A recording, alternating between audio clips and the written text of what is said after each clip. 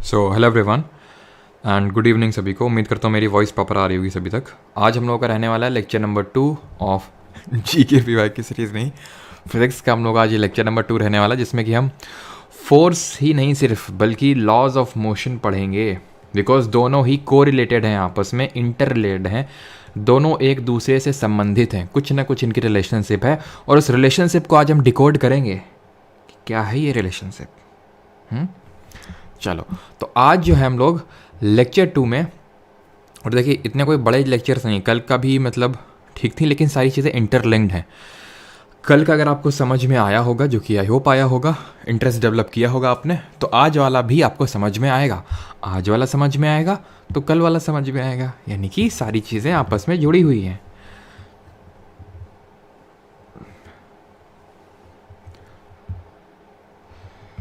और भाई सर्दी के क्या हाल चाल है आप लोगों के यहाँ है?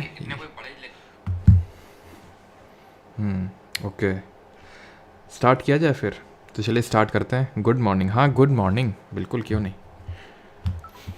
चलिए तो फिर स्टार्ट करते हैं अगर आपकी परमिशन है तो। क्वेश्चन पूछता हूँ मैं आपसे एक, व्हाट कॉजेज मोशन। कल क्या पढ़े थे? मोशन ही तो पढ़े थे। And motion is what? Motion is a state of rest. ये एक sorry, motion is a state. State होती है। स्टेट क्या होता है? स्टेट वही जो आर्टिकल नंबर 12 में डिफाइंड है, जो article number 36 of the constitution में डिफाइंड है, वही ना। तो पॉलिटी वाला स्टेट अभी आपको भूल जाना, बिकॉज पॉलिटी हमारी हो चुकी है ख़त्म। यहाँ हम फिजिक्स वाले स्टेट की बात करेंगे। फिजिक्स में 2 ही स्टेट होती हैं। पॉलिटी में सब कुछ स्टेट होता है, लेकिन फिजिक्स में सिर्फ 2 स्टेट होती हैं, एक स्टेट ऑफ रेस्ट और स्टेट ऑफ मोशन। कोई चीज़ या तो रुकी होगी या फिर वो चल रही होगी। आप या तो रुके होंगे या तो चल रहे होंगे। अब ये मत बोलना सर ऊपर वाला हिस्सा हमारा शरीर का रुका हुआ है और नीचे हम पैर चला रहे हैं, तो तुम्हारे में तुमको 2 कंसिडर करेंगे। तुम्हारा अपर बॉडी पोर्शन वो रेस्ट में है और जो नीचे वाला है वो मोशन में है, यानी वो गति में है। और मोशन कल हम लोग पढ़ चुके हैं कि मोशन क्या होता है और मोशन क्यों होता है। ये तो आपने पूछा ही नहीं मैंने आपसे, मोशन क्यों होता है। मोशन क्यों होता है कल आपने क्वेश्चन पूछा? नहीं पूछा। इसीलिए तो बस आज का लेक्चर है। तुम्हारी नादानगी की वजह से ही आज ये लेक्चर हो रहा है। अगर तुम कल ये पूछ लिए होते कि मोशन क्यों होता है, तो हम तुमको बता देते कि इन दोनों की वजह से होता है। इन दोनों की वजह से नहीं, ये फोर्स की वजह से होता है मोशन। ठीक है, motion is cause due to force, जिसको हिंदी में बोलते हैं बल। तुमने कल ये क्वेश्चन पूछा नहीं तो अब पढ़ो, बल लगाओ थोड़ा सा। फोर्स के बारे में पढ़ेंगे। अब जो फोर्स होता है वो क्या कर सकता है? बहुत कुछ कर सकता है। फोर्स जैसे मेरा ये हाथ है, तुम्हें थप्पड़ मार के तुम्हारा जो ऊपर बॉडी आराम से तुम्हारा थोबड़ा है उसको स्टेट ऑफ जो रेस्ट में है उसको मोशन में ला सकता है। ठीक, कोई चीज़ चल रही है उसको रेस्ट में ला सकता है। जब मैं रेस्ट में बोल रहा हूँ तो इसका मतलब उसको रोक सकता है। उसकी जो वेलोसिटी है, वेलोसिटी तो हम लोगों ने पढ़ा है ना, वेलोसिटी क्या होती है? वेलोसिटी होती है वेग। ठीक, तो उसके वेलोसिटी को रोक सकता है। व्हेन आई से वेलोसिटी दैट मीन्स उसका डायरेक्शन भी चेंज हो सकता है, बिकॉज वेलोसिटी तो दोनों चीज़ों पे डिपेंड करती है। मैग्नीट्यूड ऑफ स्पीड पे डिपेंड, जो स्पीड जो सिर्फ मैग्नीट्यूड होता है, मैग्नीट्यूड भी एंड डायरेक्शन भी।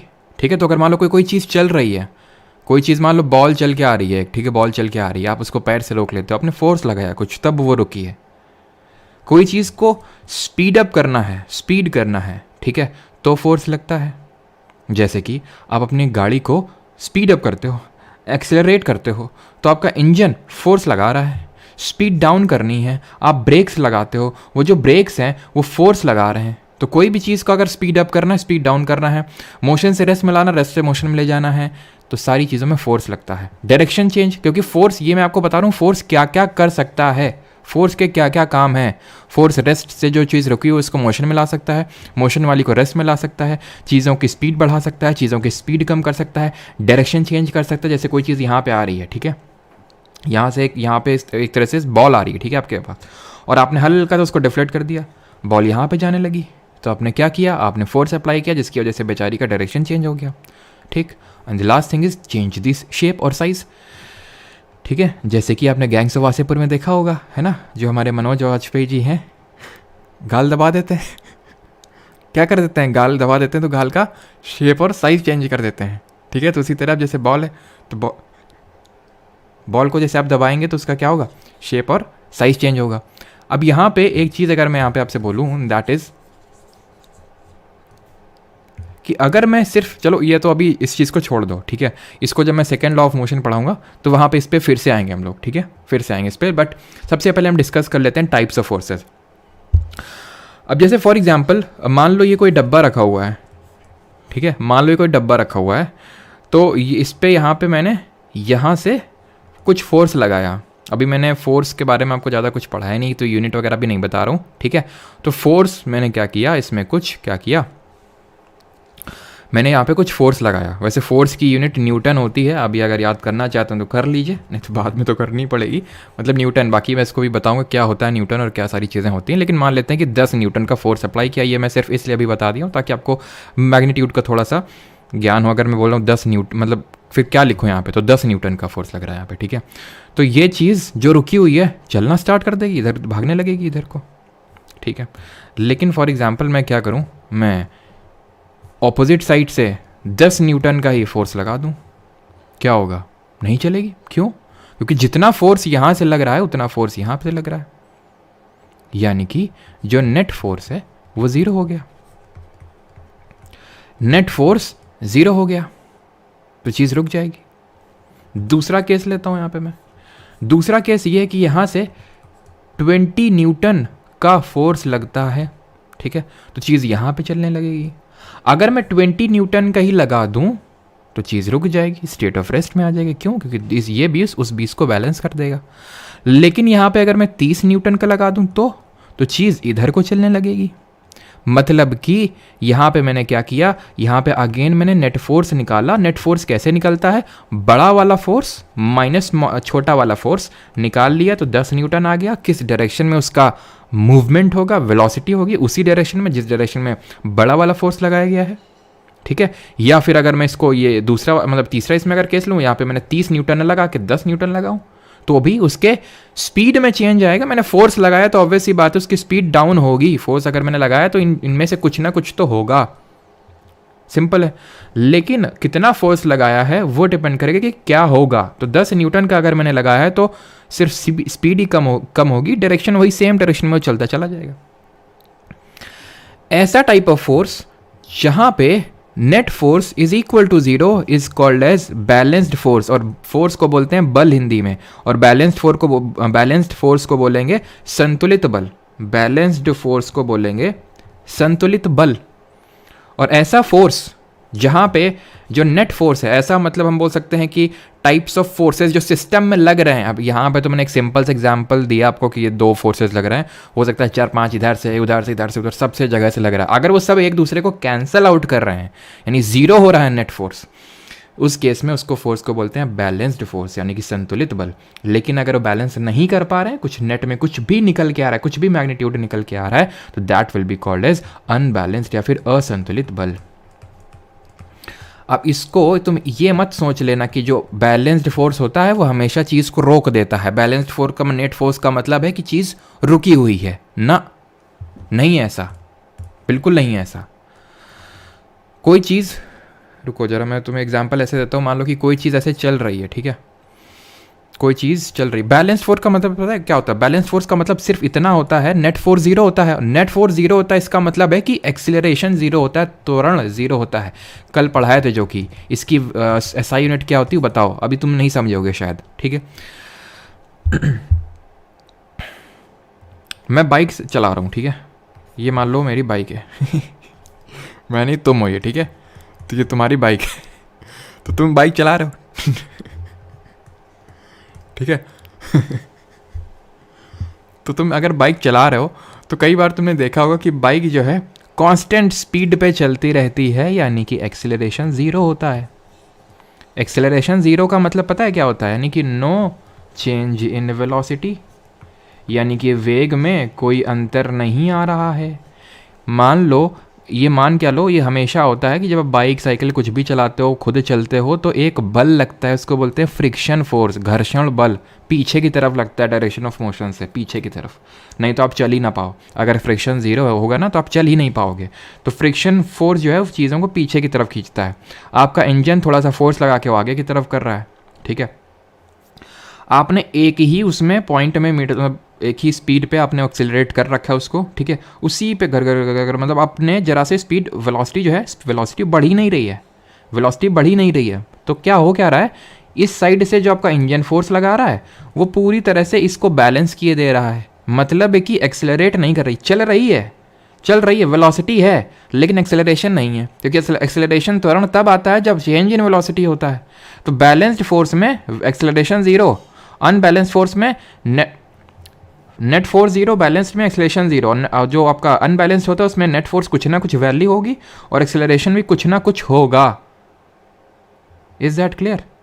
एंड क्योंकि भाई इसमें तो ये किसी तरह का फोर्स ही नहीं है, ये भले मैंने टाइप ऑफ फोर्स लिख दिया है लेकिन बैलेंस फोर्स और अनबैलेंस फोर्स कोई फोर्स के टाइप नहीं होते हैं। तो लिखा क्यों, हेडिंग नहीं मिल रही थी ना इसलिए लिखा, ठीक है। ध्यान रखना, टाइप्स ऑफ फोर्सेज नहीं होते हैं एक्चुअल में, ठीक है, क्योंकि जो फोर्स जीरो है उसको क्या, कौन सा फोर्स हम बोल सकते हैं, तो एक्चुअल में रियल टर्म्स में फोर्स नहीं होते हैं, ठीक है कोई। लेकिन बैलेंस फोर्स अनबैलेंस फोर्स का आप कॉन्सेप्ट समझ गए हैं, तो अब आगे बढ़ते हैं। कॉन्टैक्ट और नॉन कॉन्टैक्ट फोर्स ये ज़रूर टाइप्स ऑफ फोर्सेज होते हैं, ठीक है, ये ज़रूर आपके टाइप्स ऑफ फोर्सेज होते हैं, कॉन्टैक्ट और नॉन कॉन्टैक्ट। कॉन्टैक्ट को बोलते हैं संपर्क बल, कॉन्टैक्ट को क्या बोलते हैं, संपर्क बल बोलते हैं। नॉन कॉन्टैक्ट को क्या बोलते हैं, गैर संपर्क बल बोलते हैं, ठीक है, गैर संपर्क बल। मैंने तुम्हें झापड़ मारा, तो मेरे हाथ और तुम्हारे गाल के बीच में संपर्क हुआ कि नहीं हुआ, ठीक। कई सारे ऐसे बल होते हैं जो बिना संपर्क के ही लगते हैं, है कि नहीं, कि मतलब तड़पे जा रहे हैं अंदर से, क्यों, जबकि कुछ कॉन्टैक्ट नहीं हो रहा है, फिर भी क्यों ऐसा होता है, ये इसको बोलते हैं नॉन कॉन्टैक्ट। क्यों होता है उस पर नहीं जाएंगे, बट इसको बोलेंगे नॉन कॉन्टैक्ट फोर्स, ठीक है। किसी और आप उसमें मत जाइए, ठीक है, ख्यालों की दुनिया में, फिजिक्स में ही रहिए। फिजिक्स में कॉन्टैक्ट फोर्सेज में आते हैं जैसे फ्रिक्शनल फोर्स मतलब घर्षण बल। ये भाई साहब या फिर मैडम जी जो हैं, मैडम जी चल रही हैं, या फिर हम लोग जो बाइक चलाते हैं, साइकिल चलाते हैं, दौड़ते हैं, तो उसमें क्योंकि हमारा जूता रनिंग कर रहे हैं तो रोड मतलब जो सड़क है उसके साथ, हमारे टायर्स सड़क के साथ कांटेक्ट में हैं, जब कांटेक्ट में होते हैं तो यहाँ पे इस तरह का पीछे की तरफ घर्षण बल लगता है, फ्रिक्शन फोर्स उसको बोलते हैं। तो वो कांटेक्ट फोर्स हुआ, बिकॉज दो चीज़ों के बीच में कांटेक्ट हो रहा है तभी वो फोर्स लग रहा है। फ्रिक्शन फोर्स पॉसिबल ही नहीं है कि बिना कांटेक्ट के ही लग जाए। स्प्रिंग फोर्स, अब स्प्रिंग फोर्स भी स्प्रिंग के लिए इसके साथ कांटेक्ट चाहिए। मस्कुलर फोर्स, मस्कुलर के लिए भी कांटेक्ट फोर्स चाहिए, जिम में जो आप करते हैं। अब आते हैं नॉन कांटेक्ट यानी कि गैर संपर्क या फिर असंपर्क बल। मैग्नेटिक फोर्स, ये मैग्नेट है, बोलते हैं ना तुम चुंबक के जैसे ही हो अट्रैक्ट, तो चुंबक क्या, क्यों हम ऐसा बोलते हैं, मतलब आप सही बोलते हैं, क्योंकि जैसे चुंबक और जो मतलब आप सही एनालॉजी ड्रॉ करते हैं, क्यों, क्योंकि जिस तरह जो चुंबक होता है और जो लोहा होता है, फिर चुंबक और चुंबक के बीच में गैर संपर्क बल होता है, नॉन कॉन्टैक्ट फोर्स होता है। क्यों, क्योंकि यहाँ पे कॉन्टैक्ट नहीं होता है। अब यहाँ पे एक फोर्स लग रहा है जो आपको दिख नहीं रहा है, ठीक है, और वो बिना संपर्क में आए हुए लग रहा है, ठीक है। इसी तरह ग्रेविटेशनल फोर्स लग रहा है, भाई ये जो यहाँ पे सेव लगा हुआ था क्यों नीचे गिर गया, बिकॉज एक ग्रेविटेशनल फोर्स ने इसको अट्रैक्ट किया, जो कि उसके कांटेक्ट में बिना आए उसने अट्रैक्ट कर लिया। इलेक्ट्रोस्टैटिक फोर्स होता है, इलेक्ट्रोस्टैटिक फोर्स में अगर आपने देखा हो कि जैसे मतलब ये तो होता है जब दो चार्ज आपस में एक दूसरे को अट्रैक्ट कर लेते हैं, जैसे कि ये मान लो गुब्बारा है, गुब्बारे को आप क्या करो, अपने हेयर्स में खूब जोर का रब करो और यहाँ पे पीसेज ऑफ डाल दो, जो आपके पेपर के पीसेस डाल दो, वो चिपक जाएंगे। जैसे आपका बलून लो, उसको खूब जोर से, अपने ये पता है ना सभी को, ये तो किया ही होगा स्कूल डेज में एक्सपेरिमेंट, या फिर मतलब जो कॉम्ब होती है आपकी कंघी होती है उसमें भी आपके वो चिपक जाते हैं दूर से, क्यों, क्योंकि बिना कांटेक्ट में ही यहाँ चिपक जाते हैं, ठीक है। वो तो बाद में चिपकते हैं, तो उसको कांटेक्ट में मत डील करने लगना, चिपक तो जाते हैं वो नहीं, क्योंकि मतलब पहले इनिशियली कांटेक्ट नहीं होता है, ठीक है। तो नॉन, बाद में तो सारी चीज़ें चिपकती हैं, लेकिन पहले नॉन बिना कांटेक्ट के होती हैं सारी चीज़ें, है कि नहीं। अब बढ़ते हैं आगे, laws of motion. Laws of motion क्या है, गति के नियम इसको बोलते हैं हिंदी में, ठीक है। यहाँ तक सभी कुछ चीज़ें क्लियर हैं, यहाँ तक सभी कुछ चीज़ें क्लियर। अच्छा इटर बंद करते हैं, सेकंड रुको।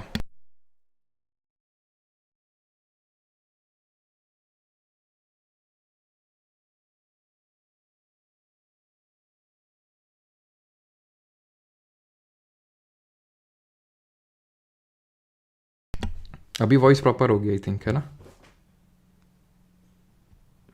अच्छा, बच्चों को बोलते थे जादू है। अच्छा अच्छा।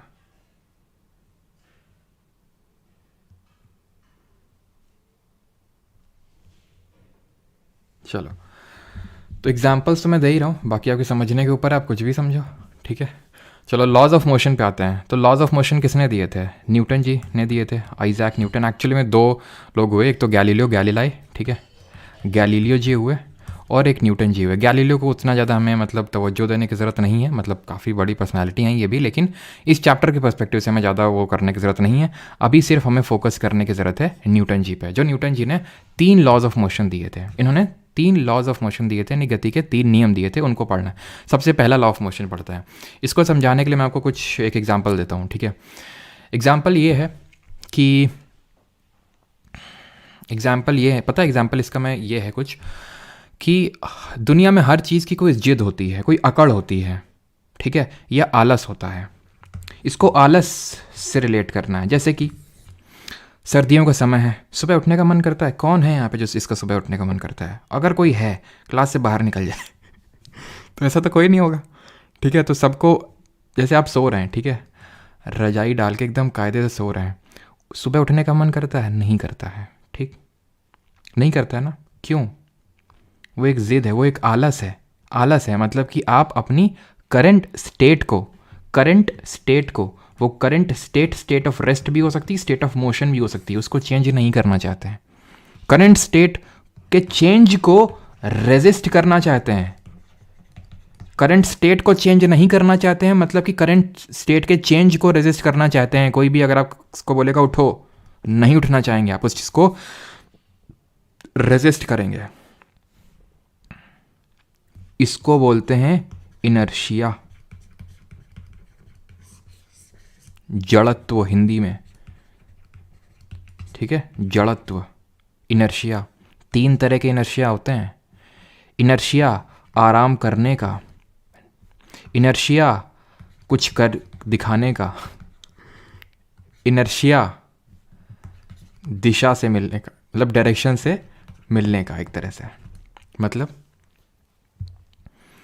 अगर आप रुके हुए हैं तो रुके ही रहना चाहते हैं, ये बोलता है इनर्शिया ऑफ रेस्ट। कोई चीज़ रुकी है, कोई ट्रक खड़ा है, ट्रक खड़ा, चला दो उसको जाके, नहीं चला पाओगे। क्यों? इनर्शिया बहुत जोर का है उसका। लेकिन साइकिल खड़ी है, उसको चला दोगे धक्का मार के। क्यों? इनर्शिया कम है। ये कैसे हुआ? ये ऐसे हुआ, आप क्या बोलोगे? क्योंकि भारी कम है साइकिल, ट्रक बहुत भारी है। यानी इनर्शिया जो है किसी भारी पे चीज़ पे डिपेंड करो। भारी को बोलते हैं फिजिक्स में मास, द्रव्यमान। साउथ की मूवीज़ वाला मास नहीं है ये, द्रव्यमान। क्यों? क्योंकि mass of cycle was less than the mass of the truck. तो साइकिल का इनर्शिया कम होगा और ट्रक का इनर्शिया ज़्यादा होगा। यानी inertia is directly proportional to, जड़त्व is directly proportional to the mass, यानी द्रव्यमान। बोल सकता हूँ कि नहीं? कोई चीज़ अगर चल रही है, ट्रक चल रहा है और साइकिल चल रही है, किसको रोक लोगे बताओ? साइकिल को। ट्रक को रोकोगे तो फिर रुक ही जाओगे। डायरेक्शन, ये इनर्शिया डायरेक्शन क्या है? कोई अगर इस डायरेक्शन में चल रहा तो इसी डायरेक्शन में चलना पसंद करेगा, अनटिल एंड अनलेस की कोई एक्सटर्नल फोर्स अप्लाई किया जाए, बाहरी बल अप्लाई किया जाए तो ही। तो फर्स्ट लॉ ऑफ मोशन को हम बोलते हैं क्या? जो न्यूटन का फर्स्ट लॉ ऑफ मोशन, उसको हम किस तरह से डिफाइन करते हैं? तो उसकी अगर डेफिनेशन आपसे पूछ ले, और भी इसके एग्जांपल्स भी करेंगे, दैट इज कि एन ऑब्जेक्ट, ठीक है, an object at rest remains at rest. कोई चीज रुकी हुई है वो रुकी रहेगी, रिमेन्स एट रेस्ट। और if in motion remains in motion remains in motion at a constant velocity unless an external force is applied on it, and unless an external force is applied on it, यानी कि जब तक उसमें कोई बाहरी बल नहीं लगाया जाएगा। अगर कोई ट्रक जा रहा है तो उसको रोकना है तो कोई बाहरी बल लगाना पड़ेगा। आप बोलोगे कि बाहरी बिना बल के बिना तो रुक जाता है ब्रेक लगा के, क्यों? क्योंकि ब्रेक लगाते ही उसमें कुछ ना कुछ ब्रेक्स का फोर्स लगा, इसलिए वो रुका। ठीक है, वो फोर्स बहुत ज़्यादा था जो आप अपने हाथों से नहीं लगा सकते हैं। तो अगर रोकना है तो एक बहुत बड़ा फोर्स चाहिए। क्यों? क्योंकि इसका मास बहुत ज़्यादा है, तो इसका इनर्शिया बहुत ज़्यादा होगा। तो इसकी जो करंट स्टेट है, ये ट्रक रुका हुआ है या चल रहा है, तो दोनों केस में आपको बहुत ज़्यादा फोर्स लगाने की ज़रूरत होगी। बस यही है क्या हमारा जो फर्स्ट लॉ ऑफ मोशन है। ठीक, इसी पे हमारे कुछ एग्जांपल्स बेस्ड हैं। जैसे कि हम ये नोटिस करते हैं कि जैसे कि कोई बस में बैठे हुए हैं, फिर कार में बैठे हुए हैं, एकदम से अगर ब्रेक्स लगते हैं, एकदम से, चलो ये मतलब आपको थोड़ा सा सिंपल टर्म्स में और समझाता हूँ। ये मैंने आपको ये चीज़ तो सबको समझ में आ गई कि हर कोई अपना इनर्शिया को रेजिस्ट करना चाहता है। सब में आलस भरा हुआ है। तुमको लग रहा होगा हम तुमको पॉइंट आउट कर रहे हैं सिर्फ ना, हर चीज़ में दुनिया की आलस भरा हुआ है। जैसे कि ये एक पेड़ है, ठीक है, ये एक पेड़ है, पेड़ में लगे हुए हैं पत्तियाँ और फल। ठीक है, पेड़ में क्या लगे हुए हैं? पत्तियाँ और फल। अब पेड़ को आपने हिलाया, ठीक है, पेड़ को, तो जब आपने इसको हिलाया पेड़ को, तो क्या हुआ? पूरा जो पेड़ है, पूरा पेड़ है, वो मोशन में आ जाएगा, वो मोशन में आ जाएगा। लेकिन एक तरह से जो पत्तियां हैं या जो फल हैं वो अलग से अटैच्ड हैं उसमें, ठीक है, शाखा में। ठीक है, तो वो मोशन में नहीं आएंगे। वो बोलेंगे हम मोशन में नहीं आएंगे, हम रेजिस्ट करेंगे अपने स्टेट ऑफ रेस्ट को। तुम पे फोर्स लगा, तुम हिलो, हम क्यों हिले? ठीक है, तो इसलिए जब हम पेड़ को हिलाते हैं तो ये जो पत्तियां और जो फल हैं वो क्या करेंगे? गिर जाते हैं। पत्तियां झड़ती हैं कि नहीं जब आप पेड़ को हिलाते हो तो? ठीक है, और फल भी झड़ते हैं। ठीक है, तो ये हो गया हमारा एक तरह से जो पत्तियां और फल हैं उन्होंने अपने स्टेट को, करंट स्टेट को रेजिस्ट किया। ठीक है, सिमिलरली आप जब गाड़ी में बैठे हुए हो, ठीक है, आप जब गाड़ी में बैठे हुए हो तो आपकी जो पूरी गाड़ी चल रही है, जब पूरी गाड़ी चल रही है तो आपके पैर भी चल रहे हैं, आपका ये भी चल रहा है, आपका सिर भी चल रहा है, सब कुछ चल रहा है। लेकिन एकदम से जब ब्रेक लगेंगे, जब एकदम से ब्रेक लगेंगे तो क्या होगा? आपका जो नीचे वाला पार्ट है यानी कि पैर जो है वो डायरेक्टली कांटेक्ट में है व्हीकल के साथ, वो तो रुक जाएंगे, लेकिन ये चलता रहेगा, इसलिए आप आगे की तरफ लीन हो जाते हैं। एंड दी वाइस वर्सा, यानी कि इसका उल्टा, गाड़ी रुकी हुई है तो आप भी रुके हुए हैं, आपका पूरा बॉडी रुका हुआ है, लेकिन जैसे ही गाड़ी चलेगी आपके पैर उसके साथ चल देंगे, लेकिन जो ऊपर का आपका बॉडी पोर्शन है वो वहीं का रुका रहेगा, यानी आप पीछे की तरफ लीन हो जाएंगे। जब गाड़ी साइड टर्न लेती है तो भी यही होता है कि आप इधर को लीन हो जाते हो। क्यों? क्योंकि आपके पैर कांटेक्ट में थे, उसके पैर तो इधर मुड़ गए, लेकिन वो तो ऐसे ही जाना चाह रहा था ना, तो इसलिए आप इधर को लीन कर गए, आपका जो अपर बॉडी पोर्शन है। तो ये सब एग्जांपल्स हैं किसके? या फिर जो जैसे कि वो मैट है, ठीक है, मैट में बहुत ज़्यादा धूल जम गई अगर मान लो, तो इसमें डंडे मारो धूल निकल आएगी। क्यों?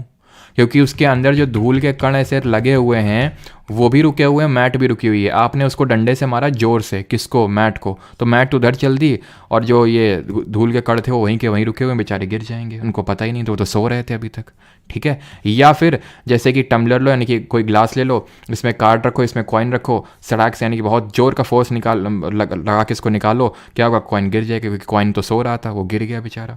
जैसे कि आपने, लास्ट एग्जाम्पल देता हूँ कि मान लो आपका कभी जैसे ऑपरेशन या फिर ब्लड वगैरह चढ़ा होगा तो स्ट्रिप लगती है ना, ठीक है, स्ट्रिप, तो स्ट्रिप जो है नर्स एकदम तुरंत खड़ाक से निकालती है, धीरे धीरे निकालेगी तो आपको ऊह आह की आवाज़ें निकलेंगी आपकी। क्यों? क्योंकि स्किन पील ऑफ होगी और जो बाल होते हैं वो आपके पील ऑफ होंगे। ठीक है, लेकिन एकदम से निकालने से क्या होता है कि वो जो सो रहे हैं वो सोते रहेंगे अपना, और आपका काम हो जाएगा। ठीक, तो ये सारे एग्जाम्पल्स हमारे किसके? फर्स्ट लॉ ऑफ मोशन के, यानी कोई भी चीज़ जो चल रही है वो चलती रहेगी, रुकी हुई रुकी रहेगी, जब तक इसमें बाहरी बल नहीं लगाया जाएगा। ठीक है, और हमने देखा कि किस तरह से जैसे हम पेड़ हिलाते हैं तो चीज़ें गिरती हैं। ठीक है, और भी बाकी एग्जांपल्स हमने देखे। तो चलिए आगे बढ़ते हैं, सेकंड लॉ ऑफ मोशन देखते हैं। अभी न्यूटन ने 3 दिए थे, पहला हो गया क्या? Laws of motion. तो सेकंड लॉ ऑफ मोशन पढ़ते हैं अभी। इसके लिए मैं यहाँ पे फिर से लाना चाहूँगा आपको, बोला था ना इस पर फिर से आएंगे। तो एक चीज़ मुझे बताइए, इन सारे केसेस में फोर्स अप्लाई हो रहा था, मैंने बोला था ये चीज़ें होंगी अगर फोर्स अप्लाई होगा तो। ठीक, फोर्स अप्लाई होगा तो ये चीज़ें होंगी। लास्ट वाले को छोड़ दीजिए, अभी यहाँ पे फोकस करिए। ठीक है, इन सारे केसेस में क्या चेंज इन वेलोसिटी हो रही है? क्या वेग में अंतर हो रहा, चेंज आ रहा है? बिल्कुल आ रहा है। स्पीड डाउन हो रही है, कुछ पहले कुछ और वेलोसिटी थी, अब कुछ और है। कितने टाइम में आ रहा है वो डिपेंड करेगा कि भाई एक्सेलरेशन तुमने, मतलब तुमने जो रिटार्डेशन है वो कितनी जल्दी हुआ, मतलब कितनी जल्दी कितना देर से हुआ। स्पीड अप तुमने बहुत तेजी के साथ कर दिया, मतलब यानी कि बहुत कम टाइम में तुमने इस वेलोसिटी को चढ़ा दिया। यही तो देखे थे, v minus you upon T, यही तो होता था एक्सेलरेशन, यही तो होता था त्वरण, जिसकी यूनिट क्या थी? Metre per second square. Clear? और इसमें कैसे हो रहा है? इसमें कैसे चेंज इन वेलोसिटी हो रहा है? क्योंकि वेलोसिटी अभी मैंने थोड़ी देर पहले बताया और कल भी बताया था कि दो चीज़ों पे डिपेंड करती है, एक तो न्यूमेरिकल वैल्यू पे, दैट इज मैग्नीट्यूड पे, एंड दूसरी चीज़ इज डायरेक्शन। तो सर मैग्नीट्यूड चेंज हो ना हो, वेलोसिटी का डायरेक्शन चेंज हो रहा है, वेलोसिटी चेंज होगी, because velocity is a vector quantity, ये एक सदिश राशि है, यानी कि force is producing the change in velocity. ठीक, एक साइकिल है, ठीक, ये एक साइकिल है मान लो, ठीक है, और ये एक बाइक है, ठीक है, ये एक बाइक है, ये मान लो एक बाइक है, ये साइकिल है और ये बाइक है, ठीक है। मैं तुमसे बोलता हूँ कि दोनों में धक्का दो, दोनों स्टेट ऑफ रेस्ट में हैं, ठीक है, तुम स्टेट ऑफ रेस्ट से इसको स्टेट ऑफ मोशन में लाना चाहते हो, धक्का दो, किस में ज़्यादा लगेगा? पहले केस में दोनों को सेम वेलोसिटी पे चलाना है, दोनों को सेम वेलोसिटी देना है, इसको भी 3 मीटर पर सेकंड देना है और इसको भी 3 मीटर पर सेकंड देना है, दो जल्दी से, ठीक है। किसमें ज़्यादा तुम्हें फोर्स लगाना पड़ेगा, पहले केस में कि दूसरे केस में? बताइए जरा कमेंट में, किस केस में ज़्यादा लगाना पड़ेगा? ये जो पहला केस है या दूसरा केस है? तो आपका उत्तर होगा सर दूसरे केस में ज़्यादा लगाना पड़ेगा। मैं पूछूंगा क्यों? तो आप बोलोगे कि इसका मास ज़्यादा है, तो इसलिए इसके वेलोसिटी देने के लिए इसमें ज़्यादा फोर्स अप्लाई करना पड़ेगा, यानी कि, और चलो मैं ढेर सारे आपको एग्जांपल देता हूँ ताकि आपको चीज़ें क्लियर हों। मैं आपसे बोलता हूँ कि एक ट्रक है, ठीक है, ये एक कुछ सर्टेन वेलोसिटी है 5 मीटर पर सेकंड, ठीक है, ये एक ट्रक है, और ये एक है, मान लेते हैं कि बाइक है, ये एक बाइक है, ठीक है, ये बाइक है, ये भी 5 मीटर पर सेकंड की वेलोसिटी से आ रहा। मैं बोलता हूँ कि तुमको मैं 2 ऑप्शन देता हूँ बेटा, ठीक है, तुमको मैं 2 ऑप्शन देता हूँ, एक तो ये है और दूसरा ये है, तुमको किसी एक के सामने आना है, किसके सामने आना पसंद करोगे? तुम बोलोगे सर ऐसी चॉइस, मैं तो आप पे फिदा हो गया और मैंने बोला हाँ, तुमने फिर बोलोगे कि सर क्या कोई और ऑप्शन है, मतलब क्या मैं ना हूँ इसके सामने? मैंने बोला कोई ऑप्शन नहीं, क्योंकि तुमने रिवीजन नहीं किया है, इसलिए तुमको एक के सामने तो आना पड़ेगा, तुमको एक तो चूज़ करना ही है, क्योंकि तुमने रिवीजन नहीं किया इसलिए। तो तुमने क्या बोलोगे? तुम बताओ क्या चूज़ करोगे, ए कि बी? बताओ कमेंट में। तो अगर थोड़े से समझदार होगे तो बी चूज़ करोगे, क्योंकि इसमें बचने के चांसेस हैं, इसमें तो कोई चांस ही नहीं है बचने का। क्यों? वेलोसिटी तो सेम है ना, इनर्शिया ज़्यादा है, मास ज़्यादा है, मास कम है, ठीक। अच्छा, मैं बोलता हूँ, अब तुम्हें एक और ऑप्शन देता हूँ, ठीक है। मैं बोलता हूँ कि एक रुको जरा, रुको, वेलोसिटी सेम है, चलो मैं तुम्हें 2 ऑप्शन देता हूँ, ठीक है। ये एक बुलेट है, ये भी एक बुलेट है कि नहीं? तो मैंने बोला कि ये जो बुलेट है इसको मैं मान लेता हूँ कि 3 मीटर पर सेकंड की रफ्तार से फेंकूंगा। मैं बुलेट को 3 मीटर पर सेकंड अपने हाथ से फेंकूंगा, अपने हाथ से। ये इसमें क्या है, इसमें पूरा पिस्टल लगा के एकदम फायर करूंगा इसमें, ठीक है, पिस्टल लगा एकदम फायर करूंगा, ठीक है। और मान लो कि ये मैंने किया, ये तो मान लो 2 मीटर पर सेकंड से और ये 10 मीटर पर सेकंड से, ये मैंने हाथ से फेंक के मारा है, ये मैंने पिस्टल से। अगेन तुमने दोबारा रिवाइज नहीं किया ना, मैं चीज़ों को एक बार बस वो करता हूँ कि तुमने ठीक है रिवीजन पहली बार नहीं किया, मान लिया, तुमने दोबारा नहीं किया, ये सजा, और तिबारा नहीं किया तो ये वाली सजा। अब बताओ किसके सामने आना पसंद करोगे, ए के सामने आना या फिर बी के सामने आना? ठीक है, और ये तुमको ऑप्शन इसलिए देते हैं ताकि तुम में से तुम्हारी ये टेस्ट कर सकें कि तुम्हारी फिजिक्स कैसी है। ठीक है, अगर तुम्हारी फिजिक्स वीक होगी तो तुम रहने के लायक ही नहीं एकदम। तो तुम क्या बोलोगे कि सर हम ए को पिकअप करेंगे, क्यों? मास तो सेम है ना, पिछले केस में तो ठीक है मास इसमें ज़्यादा था ट्रक का, इसलिए तुमने उसको ना पिकअप करके बाइक वाला केस पिकअप कर लिया कि भाई इसका मास कम है तो ज़्यादा हर्ट नहीं होगा। यहाँ पे तो मास सेम है, बिल्कुल सेम है, बुलेट दोनों सेम है। क्या हो रहा है, इसमें वेलोसिटी कम, इसमें वेलोसिटी बहुत ज़्यादा है। तुम्हें पता नहीं चल रहा है, लेकिन एक यहाँ पे कॉन्सेप्ट वर्क कर रहा है जिसको हम बोलते हैं मोमेंटम, संवेग बोलते हैं इसको। वैसे तो मोमेंटम कई तरह का होता है, लीनियर मोमेंटम और ये बहुत तरह के होता है, लेकिन हमें सिर्फ लीनियर मोमेंटम के बारे में पढ़ना है, या फिर इन शॉर्ट मोमेंटम के बारे में पढ़ना है, यानी कि संवेग के बारे में पढ़ना है। ठीक है, तो मोमेंटम की अगर हम बात करें तो ये एक ऐसी क्वांटिफाई करती है मोशन को क्वांटिफाई करती है। ठीक है, यानी कि जो सेकंड लॉ ऑफ मोशन, ये एक तरह से फोर्स को क्वांटिफाई करता है ये। ठीक है, तो इसको हम पी से रिप्रेजेंट करते हैं। पी से ही क्यों रिप्रेजेंट करते हैं, है ना? कुछ लोग क्वेश्चन आने लगेंगे अब, क्योंकि एक पीटर करके थे, उन्होंने मोमेंटम की खोज करी थी, आप ऐसे बोल सकते हो, डिफाइन किया था, तो पीटर। ठीक, तो momentum is the product of mass and velocity. Bullet के केस में मास कम था, वेलोसिटी बहुत ज़्यादा थी। बुलेट के केस में मैं ये बोल सकता हूँ। ठीक है, ट्रक के केस में ये बोल सकता हूँ, है कि नहीं? ये बुलेट वाला केस है जहाँ पे वेलोसिटी बहुत ज़्यादा है, और ये वाला केस है ट्रक वाला जहाँ पे वेलोसिटी कम है लेकिन मास ज़्यादा है। दोनों चीज़ों का प्रोडक्ट ही है मोमेंटम। ठीक, क्लियर? फोर्स यानी कि क्या कर रहा है?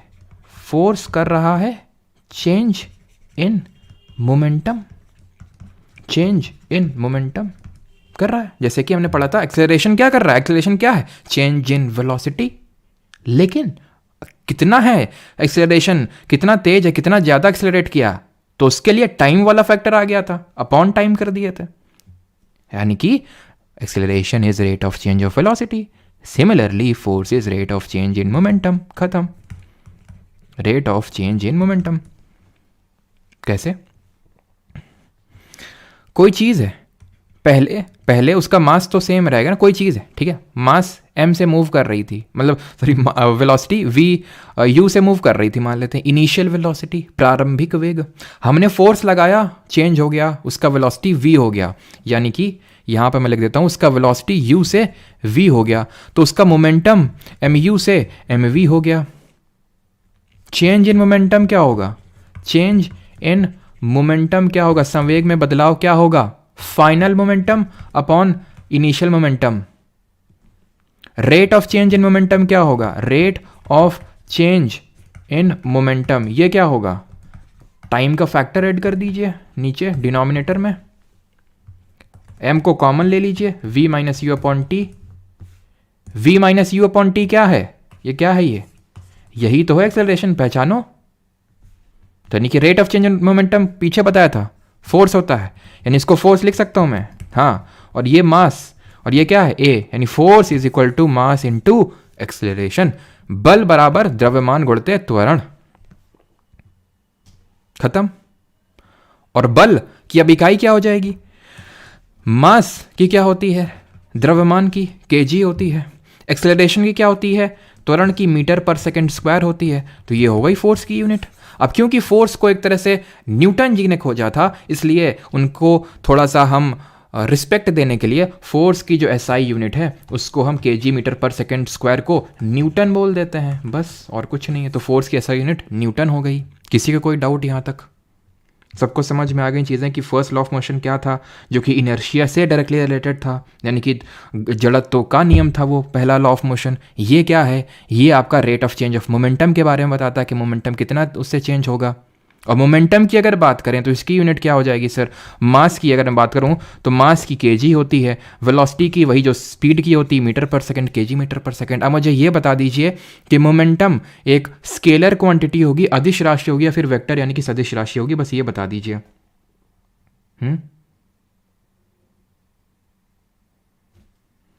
क्या आंसर होगा? क्लियर है? ओके। तो ये क्या होगा? क्योंकि मास, अगर मैं द्रव्यमान बात करूं तो मैं ये बोलता हूं क्या? द्रव्यमान इस डायरेक्शन में, द्रव्यमान उस डायरेक्शन में, कि भाई ट्रक का मास जो है 40 किलो है नॉर्थ डायरेक्शन में, लेकिन साउथ डायरेक्शन में नापोगे तो 20 किलो आएगा। ऐसा तो है नहीं, वैसे ट्रक का मास 40-20 तो नहीं होगा, लेकिन मास जो है वो डायरेक्शन पे डिपेंड नहीं करेगा, डायरेक्शन इंडिपेंडेंट है। दैट इज वाई मास जो होगा, द्रव्यमान जो होगा, वो आपका एक स्केलर क्वांटिटी होगा, अदिश राशि होगा, क्योंकि इसका डायरेक्शन से कोई लेना देना नहीं है। लेकिन वेलोसिटी कल पढ़ा था हम लोगों ने, मास तो नहीं पढ़ा था, लेकिन वेलोसिटी कल पढ़ा था कि ये वेक्टर क्वांटिटी होती है। ये याद नहीं भी कर पा रहे, वैसे तो याद होनी चाहिए बिकॉज इतना हम लोग डायरेक्शन कर रहे हैं, इसीलिए तो आप क्लास ले रहे हैं ताकि आपको सारी चीज़ें रटनी ना पड़े, काफ़ी चीज़ें आप समझ लें। तो वी से वेक्टर ना याद करके आप ये चीज़ याद रखें कि हाँ वेलोसिटी जो है वो डायरेक्शन डिपेंडेंट होती है, स्पीड डायरेक्शन इंडिपेंडेंट होती है। तो स्पीड तो स्केलर होगी लेकिन वेलोसिटी वेक्टर होगी, और क्योंकि वेलोसिटी वेक्टर है और वेलोसिटी इस फॉर्मूले में आ रहा है, तो मैंने कल भी बोला था अगर वेलोसिटी मतलब इस फॉर्मूले में आ रहा है और वो कोई क्वांटिटी वेक्टर है तो वो क्वांटिटी भी वेक्टर बन जाएगी, यानी कि जो मोमेंटम होगा वो आपकी एक वेक्टर क्वांटिटी होगी, यानी कि सदिश राशि होगी। क्लियर। उसी तरह क्योंकि force is equal to mass into acceleration, mass scalar है लेकिन एक्सेलरेशन जो है वो वेक्टर है, सदिश है, इसलिए जो फोर्स होगा ये भी वेक्टर क्वांटिटी ही होगा, यानी कि सदिश राशि ही होगी। अब यहाँ पे दोनों लॉज ऑफ मोशन हमारे खत्म हो गए हैं, लेकिन ऐसे तो कैसे हम तुम्हें जाने देंगे, क्वेश्चन लगाओ पहले तो। एक कांस्टेंट फोर्स है जो एक्ट कर रहा है किसी ऑब्जेक्ट पे, मास, वैसे मैं आपको बता दूं न्यूमेरिकल नहीं मैंने देखे हैं अभी एसएससी के एग्जाम में, लेकिन हैविंग कंसिडर्ड कि कोई बहुत तोप मतलब लप्पू सा न्यूमेरिकल है, झिंगुर सा है, क्या है इस न्यूमेरिकल में, तो फिर क्यों ना कर लेते हैं ताकि अगर क्वेश्चन आए तो हम कर लें। ठीक है, और थोड़ा कॉन्सेप्ट भी इसी बहाने मतलब दिमाग में बैठ जाएगा। ठीक है, कि constant force acts on an object of mass 5 kg for duration of 2 second, 2 second के ड्यूरेशन के लिए 5 किलो के भार पे एक्ट कर रहा है force. It increases the object velocity from 3 metre per second to 7 metre per second. कोई चीज़ थी 3 मीटर पर सेकंड से जा रही थी, फोर्स लगा पीछे से, भागो और तेजी से, तो 7 मीटर पर सेकंड से जाने लगी, है ना। जैसे कि 12th फेल मूवी में कि मतलब तुम एक बार हाँ बोल दो तो सारी दुनिया पलट देंगे, यानी कि हम अपनी वेलोसिटी बढ़ा लेंगे अगर तुम अपना फोर्स लगा दो तो, समझ रहे हो। तो find the magnitude of the applied force, now the force was applied for a duration of 5 second, what would be the, ये कॉम्पोनेंट को तुम अलग रखो, इसको अलग रखो, अब इसको मत कैलकुलेट करो, पहले ये कैलकुलेट करो कि मैग्नीट्यूड कितना फोर्स अप्लाई किया जिसने इसका ये चेंज कर दिया। तो फोर्स क्या होता है, मास इनटू एक्सेलरेशन होता है, यानी द्रव्यमान गुणित त्वरण होता है, और एक्सेलरेशन क्या होता है, एक्सेलरेशन होता है भैया change in velocity upon time, कितने टाइम में चेंज हुआ वेलोसिटी। बिकॉज अगर आप टाइम नहीं कैलकुलेट करेंगे तो हमें कैसे पता चलेगा कि आपने कितना फोर्स अप्लाई किया। तो मास कितना है 5 kg है, ठीक है। वेलोसिटीज कितनी दी हुई हैं, फाइनल है 7 मीटर पर सेकेंड, इनिशियल है 3 मीटर पर सेकेंड, तो 7 - 3, कितने टाइम लगा आपको ये वेलोसिटी अचीव करने में, 2 सेकेंड का टाइम लगा। तो यहाँ पे 5 × 4 / 2 यानी कि कितना फोर्स लगा, 10 kg metre per second square, यानी कि 10 न्यूटन का फोर्स लगा। दूसरा पार्ट क्या पूछ रहा है कि अगर यही फोर्स हम 5 सेकेंड तक लगाते रहे, अभी तो हमने पहले केस में इसको 2 सेकेंड लगाया था तो इसकी वेलोसिटी 3 से 7 हो गई, लेकिन हम 5 सेकेंड के लिए लगाएं तो क्या होगा, तो कुछ नहीं, वही होगा जो होना होगा क्या होगा फिर, तो यही होगा, इस वही सेम फॉर्मूले को हम यूज़ करेंगे। बोल रहा है कि अगर आप इसी फोर्स को, किसी फोर्स को जो अभी आपने कैलकुलेट किया कौन सा 10 न्यूटन, तो अगर आप इसी फोर्स को उसी सेम बॉडी पे जिसका मास 5 किलो है लगाते रहें तो उसका वेलोसिटी कितना हो जाएगा, फाइनल वेलोसिटी कितना होगा। इनिशियल कितना है सर, 3 था, इनिशियल 3 था, तो फाइनल कितना होगा ये पूछा है। कितने टाइम तक आपको फोर्स लगाना है, देखिए सर 5 सेकेंड तक फोर्स लगाना है आपको, रुकना नहीं है, लगाते चले जाना है। ठीक है, हमारी हिंदी की मैडम थी, मैंने बताया भी होगा तुम्हें, ठीक है, यही बोलती थी, अभी अगर उठ गए ना तो लगाते चले जाएंगे, उठे और लगाते चले गए ठीक है, लेकिन मैम थी बड़ी अच्छी। ठीक है, तो 10 मतलब कि काफ़ी लविंग एंड केयरिंग थी मैम, मतलब उनकी एज काफ़ी थी, कुछ और मत समझना, तो काफ़ी याद आती है मैम की। खैर कोई नहीं, आप लोगों को भी आती होगी अपने काफ़ी सारे स्कूल की मैम और सर की। तो खैर v = 13 मीटर पर सेकेंड। एक जैसे हमारे निखिल भाटिया सर थे, मैथ्स पढ़ाते थे, वही बड़ा अच्छा मतलब पढ़ाते थे, लेकिन पता नहीं कहाँ है। ठीक है, वो मेरे लिए समझ लो कि मेरी मैथ्स जो है वीक हुआ करती थी, और वो सुबह सर्दियों में, इस टाइम की सर्दियों में मेरे लिए सर स्कूल में जल्दी आते थे। मैंने बोला था सर पढ़ना है तो आप ही से पढ़ना है, तो सर जल्दी आते थे एकदम। तो v = 13 मीटर पर सेकेंड, तो 13 मीटर पर सेकेंड की वेलोसिटी वो उसको मिल जाएगी। अब आते हैं थर्ड लॉ ऑफ मोशन पे। थर्ड लॉ ऑफ मोशन बोलता है कर भला तो हो भला क्या है, यानी Newton's third law of motion states that for every action there is an equal and opposite reaction. Newton की गति का तीसरा नियम कहता है कि प्रत्येक क्रिया के लिए एक समान और विपरीत क्रिया। जैसे कि तुम एक इसको अगर एक्सपीरियंस करना है, अभी रोड पे जाओ तुरंत, हैं किसी को गाली दे दो फिर जो तुम्हें मिलेगा इन रिटर्न वो होगा आपका रिएक्शन, यानी आपने क्या किया एक्शन, वो करेगा रिएक्शन। ठीक बेटा दरोगा, यहाँ पे अपनी पर्सनल चीज़ें नहीं लिखनी दरोगा आपको से, है ना, वंदना मैम या फिर कोई भी मैम, वो अब मैम और सर से बात कर लेना अपना अलग से, है ना। सत्यम सब की अपनी अपनी, मतलब क्या कोई मेल टीचर की याद नहीं आ रही तुम लोगों को है? चलो, तो एक्शन के लिए रिएक्शन मिलेगा। इसके एग्जांपल्स देखते हैं, बहुत सिंपल सा है, ठीक है। जैसे कि मान लो ये बोट है, ठीक है, तो बोट में आप खड़े हुए, आप मतलब इसको धक्का दोगे तो आप आगे की तरफ जाओगे, सिंपल, ठीक है। मतलब आपको समझाता हूँ, अभी पहले समझ लो कि मतलब किस तरह से फिनोमेना वर्क करते हैं, तो आपको समझ में आएगा। ये बलून है, ठीक है, बलून में क्या एकदम से हवा निकली, हवा निकलेगी तो हवा क्या करेगी, हवा नीचे की तरफ जा रही है तो एक एक रिएक्शनरी फोर्स लगाएगी। मैं आपको समझाता हूँ, जैसे कि मैं आपको एक चीज़ एकदम इलॉजिकल सा आपको लगेगा कि मैंने आपको बोल रहा हूँ कि आप इस दीवार को धक्का दे रहे हो तो ये दीवार भी आपको धक्का दे रही है। आपको चीज़ इलॉजिकल लग रही होगी, लेकिन अभी आपको लॉजिकल समझ में आएगा। जैसे कि मान लो कि आपको ये मान लो दीवार है, ठीक है, आपको पीछे की तरफ जाना है, ठीक है, आप ये खड़े रहो, ठीक है, आप इसको जोर से दीवार को पुश करो, उधर की तरफ पुश करोगे तो दीवार मूव नहीं कर पाएगी, तो दीवार इधर की तरफ एक फोर्स लगाएगी। आपने इधर की तरफ फोर्स लगाया, दीवार इधर की तरफ फोर्स लगाएगी, तो आप गिर जाओगे, पीछे की तरफ वो मतलब चले जाओगे। क्यों? क्योंकि एक रिएक्शनरी फोर्स लगाया। यानी कि ये बोलता है कि फोर्स जो हमेशा होता है, हमेशा रिएक्शनरी होता है। यानी कि आपने देखा होगा, ये तो सब पक्का सबने देखा होगा कि जब ये मान लो आप हो, ठीक है, या फिर कोई भी आपने देखा होगा वीडियो, कंधे में रख के बुलेट फायर करता है कोई, तो पीछे की तरफ चला जाता है। तो इसलिए उसके लिए ट्रेनिंग होती है किस तरह से एकदम उसका जो रिएक्शन है वो सह लो आप, ठीक है। तो क्यों? क्योंकि जब आप ये एक तरह से बुलेट फायर करते हो, जब आप बुलेट फायर करते हो तो बुलेट बहुत तेज़ी के साथ, स्पीड के साथ आगे निकलती है। जिस स्पीड के साथ, ठीक है, जिस स्पीड के साथ एक तरह से वो बोल सकते हैं कि वो आगे निकलती है, जो फोर्स लगाया गया उस पर, जिस फोर्स के साथ वो आगे निकली, वही फोर्स के साथ वो पीछे वो अप्लाई करेगी, जिस फोर्स की वजह से आप पीछे की तरफ लीन हो जाते हो। वही सेम फोर्स, वही सेम कॉन्सेप्ट पे हमारा काम करता है। कौन? ये हमारा जो रॉकेट होता है। ये रॉकेट में जो ये फ्यूल भरा होता है, ये जो हॉट गैस भरी होती है, ये पीछे की तरफ निकलती है और ये इसको पुश करती है ऊपर की तरफ। तो बहुत भयंकर, अगर आपने कभी देखे हो इसरो वगैरह के मिशन जो एक्चुअल में किए जाते हैं, लॉन्च किए जाते हैं, तो ये काफ़ी जोर का यहाँ से गैसेस का इजेक्शन होता है और वो उसको प्रोपेल करता है, उस रॉकेट को मूव करने के लिए ऊपर के साइड में। इस पे वैसे एक और कॉन्सेप्ट काम करता है जिसको बोलते हैं, अभी हम आगे पढ़ेंगे, कंजर्वेशन ऑफ मोमेंटम, यानी कि संवेग का संरक्षण। लेकिन पहले ये बताइए, तो चीज़ क्लियर हो गया होगा ना, तो कि थर्ड लॉ ऑफ मोशन होता क्या है कि for every action there is an equal and opposite reaction. यानी प्रत्येक क्रिया के लिए एक समान और विपरीत प्रक्रिया होती है। सिंपल इस तरह से याद कर लो कि भाई कर भला तो हो भला, यानी कि जैसा करोगे वैसा पाओगे, वो है बस थर्ड लॉ ऑफ मोशन। तो समराइज़ कर देता हूँ मैं पहले, आगे बढ़ने से पहले, बस ये लास्ट ही कॉन्सेप्ट है, उसके बाद क्वेश्चन ही, कोई बहुत बड़ा कोई इस तरह से चैप्टर नहीं है, ठीक है। तो पहला मैंने आपको लॉ बताया, मैंने आपको सबसे पहले तो ये बताया कि सर जो मोशन जो हम लोगों ने कल पढ़ा था, मोशन क्या होता है? मोशन होता है कि आपकी पोजीशन पे चेंज हो जाए, ठीक है। मोशन ये है कि आपकी जो पोजीशन उस पर चेंज हो जाए। अब ये एक तरह के स्टेट है, एक तरह की अवस्था है। अवस्था दो तरह की हो सकती हैं, या तो स्टेट ऑफ रेस्ट हो सकता है, यानी कोई चीज़ रुकी हुई है, यानी कि उसकी वेलोसिटी ज़ीरो है, और दूसरा है कि कोई चीज़ मोशन में, यानी वो चीज़ चल रही है, यानी कि वो उसमें कोई ना कोई वेलोसिटी है, कोई ना कोई वेलोसिटी उसमें है। अब हमने ये फिर पढ़ा कि मोशन क्यों हुआ ये, तो ये हमने पढ़ा किसकी हुई, इसका एक जड़ है और वो है फोर्स, बल जिसको बोलते हैं। तो बल क्या क्या कर सकता है वो हमने पढ़ा कि बल किसी चीज़ को रेस्ट से मोशन में ला सकता है, मोशन से रेस्ट में ला सकता है, स्पीड अप कर सकता है, स्पीड डाउन कर सकता है, उसका शेप एंड साइज चेंज कर सकता है, उसका डायरेक्शन चेंज कर सकता है।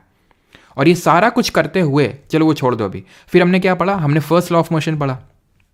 हमने फर्स्ट लॉ ऑफ मोशन पढ़ा, न्यूटन का गति का पहला नियम, जो उसको लॉ ऑफ इनर्शिया भी बोलते हैं, यानी कि जड़त्व का नियम बोलते हैं। क्यों बोलते हैं? क्योंकि हमने पढ़ा कि कोई भी जो चीज़ है उसमें एक अकड़ भरी होती है, ठीक है, वो अकड़ भरी होती है, फिर आलस भरा होता है, वो आलस को ही इनर्शिया बोलते हैं, यानी कि उसके करंट स्टेट को इनर्शिया बोलते हैं, जिसको वो रेजिस्ट करना चाहता है। कोई, अगर मैं बैठा हुआ हूँ तो मैं उठना नहीं चाहता हूँ, भाई पानी ले आओ ना, ठीक है। अगर मैं चल रहा हूँ, ठीक है, तो बैठना तो चाहता हूँ फिर ठीक है। तो मतलब जो कोई चीज़ें होती हैं वो अपना जो करंट स्टेट है उसको रेजिस्ट करती हैं, वो हमने डिफरेंट एग्जांपल्स के साथ देखा। अब वो कितना रेजिस्ट कर पाएंगी वो उनके मास पे डिपेंड करेगा। That is why inertia is directly proportional to the mass, यानी कि जड़त्व और द्रव्यमान का सीधा आपस में संबंध है। सेकेंड लॉ ऑफ मोशन फिर हमने पढ़ा कि जो हमने चीज़ें देखी कि रेस्ट से मोशन में ला रहा है फोर्स, मोशन से रेस्ट में ला रहा है, स्पीड अप कर रहा है, स्पीड डाउन कर रहा है, डायरेक्शन चेंज कर रहा है, इन सारी केसेस में वेलोसिटी का चेंज हो रहा है, और वेलोसिटी का कितना क्या चेंज होगा उसके मास पे भी डिपेंड करेगा, द्रव्यमान पे भी डिपेंड करेगा। यानी कि दो चीज़ें हैं, मास इनटू वेलोसिटी, और इसको हम बोल दिया मोमेंटम, यानी कि संवेग, जो कि एक वेक्टर क्वांटिटी है, सदिश राशि है, ठीक है। और ये मोमेंटम का जो चेंज का रेट है वही फोर्स है जो हमने फिर डिराइव किया था, F is equal to ma, यानी कि फोर्स यानी बल बराबर द्रव्यमान गुणित त्वरण, ये हमने पूरा डिराइव किया था। और फिर मैं देखा था फोर्स की यूनिट क्या होती है, kg metre per second square या फिर न्यूटन होती है। ये भी एक वेक्टर क्वांटिटी है। Then third law of motion हमने पढ़ा, जो अभी हमने पढ़ा कि कर भला तो हो भला, यानी कि for every action there is an equal and opposite reaction. आप फोर्स लगाओगे, आप एकदम अपोजिट फोर्स आपको भी मिलेगा। Is that clear? तो भी मैंने बताया कि ये जो रॉकेट है वो कंजर्वेशन ऑफ मोमेंटम पे भी काम करता है। कंजर्वेशन ऑफ मोमेंटम होता क्या है? मोमेंटम ये बोलता है कंजर्वेशन का कि पहले किसी सिस्टम का जो मोमेंटम था और बाद में है वो कंजर्व रहेगा। मतलब जैसे मान लो दो गेंदें हैं, ये m1 मास की और ये m2 मास की, दोनों एक दूसरे से मिलना चाहती हैं, ठीक है। जब मिली तो क्योंकि ये वेलोसिटी डिफरेंट थी, इसकी वेलोसिटी डिफरेंट थी, मान लो ये 20 मीटर पर सेकेंड से थी, ठीक है, और ये 10 मीटर पर सेकेंड से थी, ठीक है। दोनों जब एक दूसरे से टकराई यानी कोलिजन हुआ तो दोनों की वेलोसिटी इधर इधर हो जाएगी। इमेजिन कर लो, ऐसा ही तो होगा, ठीक है। कोई एक बॉल इधर से आ रही है, एक बॉल इधर से आ रही है, दोनों टकराई तो अपोजिट डायरेक्शन में अब इनकी फाइनल वेलोसिटी हो जाएगी। तो कुछ वेलोसिटी होगी, मान लेते हैं इसकी 15 हो गई और इसकी मान लेते हैं कि 12 हो गई, कुछ भी हो गई वेलोसिटी, ठीक है। मास तो सेम रहेगा, मास तो सेम रहेगा। और ये जो मैंने क्वांटिटीज लिखी ना, हो सकता है बिल्कुल गलत हो ये। क्यों? मास तो सर m1 उस पहले भी था, m1 अभी भी है, द्रव्यमान थोड़ी ना बदल जाएगा, भार थोड़ी ना बदल जाएगा उसका एक तरह से। तो m2 था मास पहले और अभी भी उसका द्रव्यमान m2 ही रहेगा। चेंज किस में हुआ? वेलोसिटी का। तो मैं ये बोल रहा हूं कि प्रोडक्ट ऑफ इसका मोमेंटम क्या था, m1 u1 होगा, इसका मोमेंटम m2 u2 होगा। जब मिले तो कुछ अलग वेलोसिटी अचीव कर लिए, तो अब क्या होगा, m1 v1, m1 अभी भी रहेगा लेकिन वेलोसिटी डिफरेंट हो गई तो u1 नहीं v1 लिखेंगे, और m2 v2। तो मैं ये बोल रहा हूँ कि m1 u1 plus m2 u2 को जोड़ दो, वो बराबर आएगा m1 v1 और m2 v2 के, यानी कि जो मोमेंटम है वो कंजर्व रहेगा। पहले जो सिस्टम, पूरे सिस्टम का जो मोमेंटम था वो कंजर्व, और अभी जो बाद में है वो भी वो सेम रहेगा, यानी कि कंजर्व रहेगा, यानी कि कहीं पर मोमेंटम का लॉस नहीं होगा। इसको हम कंजर्वेशन प्रिंसिपल बोलते हैं। जब हम आगे कल के लेक्चर में वर्क और एनर्जी पढ़ेंगे तो हम पढ़ेंगे वहाँ पे कंजर्वेशन ऑफ एनर्जी का भी कॉन्सेप्ट होता है। यहाँ पे क्या होता है, यहाँ पे ये होता है कि जो फ्यूल, पहले ये रॉकेट है, इनिशियली फ्यूल अंदर भरा हुआ है, रॉकेट का कुछ मास है, फ्यूल का कुछ मास है, ठीक है। रॉकेट का कुछ मास और फ्यूल का कुछ मास और कुछ वेलोसिटी से जा रहे हैं। जब बहुत भयंकर से ऊपर और इजेक्शन होता है तो फ्यूल निकलता है, तो अब ये कोई एक वेलोसिटी अटेन कर लिया होगा और इसकी कोई एक अलग वेलोसिटी होगी। तो इनिशियली जो इन दोनों का कंबाइंड मोमेंटम था वो बराबर होगा इसका, इन दोनों का फिर बाद का जो कंबाइंड वाला मोमेंटम है। तो इसीलिए हम बोलते हैं कि जो रॉकेट है वो कंजर्वेशन ऑफ मोमेंटम पे काम करता है। समझ में आया तो ठीक, नहीं तो रट्टा मारो जिंदाबाद कि कंजर्वेशन ऑफ मोमेंटम यानी कि संवेग के संरक्षण पे जो आपका रॉकेट है वो चलता है। न्यूटन का थर्ड लॉ भी यहाँ काम करता है और कंजर्वेशन ऑफ मोमेंटम वाला कॉन्सेप्ट भी यहाँ पे काम करता है। अब ये चीज़ समझाने के लिए मैं आपको एक न्यूमेरिकल करवा देता हूँ, कोई मस्ट नहीं है, न्यूमेरिकल आते नहीं, जैसे मैंने बताया आपके एग्जाम में, अभी तक तो मैंने नहीं देखे। हाँ, बेसिक से तो आ सकता है कि भाई अगर मास दे दे, एक्सेलरेशन दे दे कि 20 मास है, 2 मीटर पर सेकंड का एक्सेलरेशन है, तो फोर्स निकाल दो। तो ये कोई न्यूमेरिकल नहीं हुआ, तो बेसिक से कॉन्सेप्ट का एप्लीकेशन हुआ, ठीक है। अब ये एक थोड़ा सा कर लेते हैं कि ये गर्ल है, ठीक है। अब गर्ल को हम जानते ही हैं, गर्ल्स जो होती हैं थोड़ा सा फिजिक्स के साथ दो हाथ करने में माहिर होती हैं। तो गर्ल है, मास 40 kg, ये जंप करती हैं with horizontal velocity of 5 metre per second into a stationary cart. मतलब स्टेशनरी कार्ट है, जंप कर गई। क्यों कर गई? गर्ल है भाई, विथ, और कोई ऑफेंड नहीं होगा, विथ फ्रिक्शनलेस व्हील्स, ठीक है। The mass of the cart is 3 kg। What is her velocity as the cart starts moving? Assume that there is no extended unbalanced force working on it in the horizontal direction, ठीक है। Assume तो तुम बाद में करना, पहले ये करो, ठीक है। तो अज्यूम तुम छोड़ दो, ये आपसे पूछा गया है, ठीक है। इतना आप दिमाग तब लगाते हो जब आप क्लास 11th 12th या फिर 10th के बाद होते हो, या फिर आपको आगे चीज़ें सीखनी होती है। हमें कोई मतलब इससे बड़ी फिजिक्स नहीं पढ़नी है। चलो, तो ये चीज़ करो, यानी कि एक मैं आपको बता देता हूँ क्या है। ये कार्ट रखा हुआ है, ठीक है। कार्ट में पहिए लगे हुए हैं, मैडम जी हैं ये 40 किलो की, तो ये जंप कर गई इसमें, ठीक है। किस वेलोसिटी से जंप करी? 5 मीटर पर सेकंड से जंप करी। मैडम है, मैडम का भार 40 किलो का है और 5 मीटर पर सेकंड की वेलोसिटी से कूद गई इसमें, ठीक। अब ये जो कार्ट का मास कितना है? कार्ट खुद 3 किलो का है, ठीक है। अब जब ये मैडम कूद गई तो मैडम इसमें बैठ गई होंगी, ठीक है, और ये चल दिया होगा। तो what is her velocity as the cart start moving? तो मैडम और कार्ट की कंबाइंड वेलोसिटी होगी ना अभी तो, क्योंकि मैडम कार्ट के अंदर बैठी हुई हैं अभी, ठीक। यानी कि यहाँ पे कंजर्वेशन ऑफ मोमेंटम लगाएंगे कि मैडम, ये मान लेते हैं ये गर्ल का मास हो गया और उनका जो इनिशियल वेलोसिटी होगा u मान लेते हैं। जो हमारा ये क्या बोलते हैं इसको, क्या था ये, कार्ट है ना, तो कार्ट ले लेते हैं, इस कार्ट का मास होगा, उसकी कुछ वेलोसिटी होगी बराबर। अब मैडम जी और जो कार्ट हैं वो दोनों मिल गए एक दूसरे से, यानी इन दोनों का कंबाइंड मास होगा और ये एक कंबाइंड वेलोसिटी से चलने लगे, ये u1 ये u2 कर लेते हैं, ठीक। कार्ट तो स्टेशनरी था ना सर, स्टेशनरी मतलब रुका हुआ था, कल पढ़े थे कि कहीं पे फ्री फॉल दे दे, फ्री फॉल या फिर स्टेशनरी दे दे, रुका हुआ, इसका मतलब ये होता है कि उसको जो प्रारंभिक वेग होता है, इनिशियल वेलोसिटी, वो ज़ीरो होता है, तो ये ज़ीरो हो गया। मैडम जी का मास 40 किलो था, वेलोसिटी मैडम की 5 थी, तो दी थी ना, 5 थी, ठीक है, 5 थी।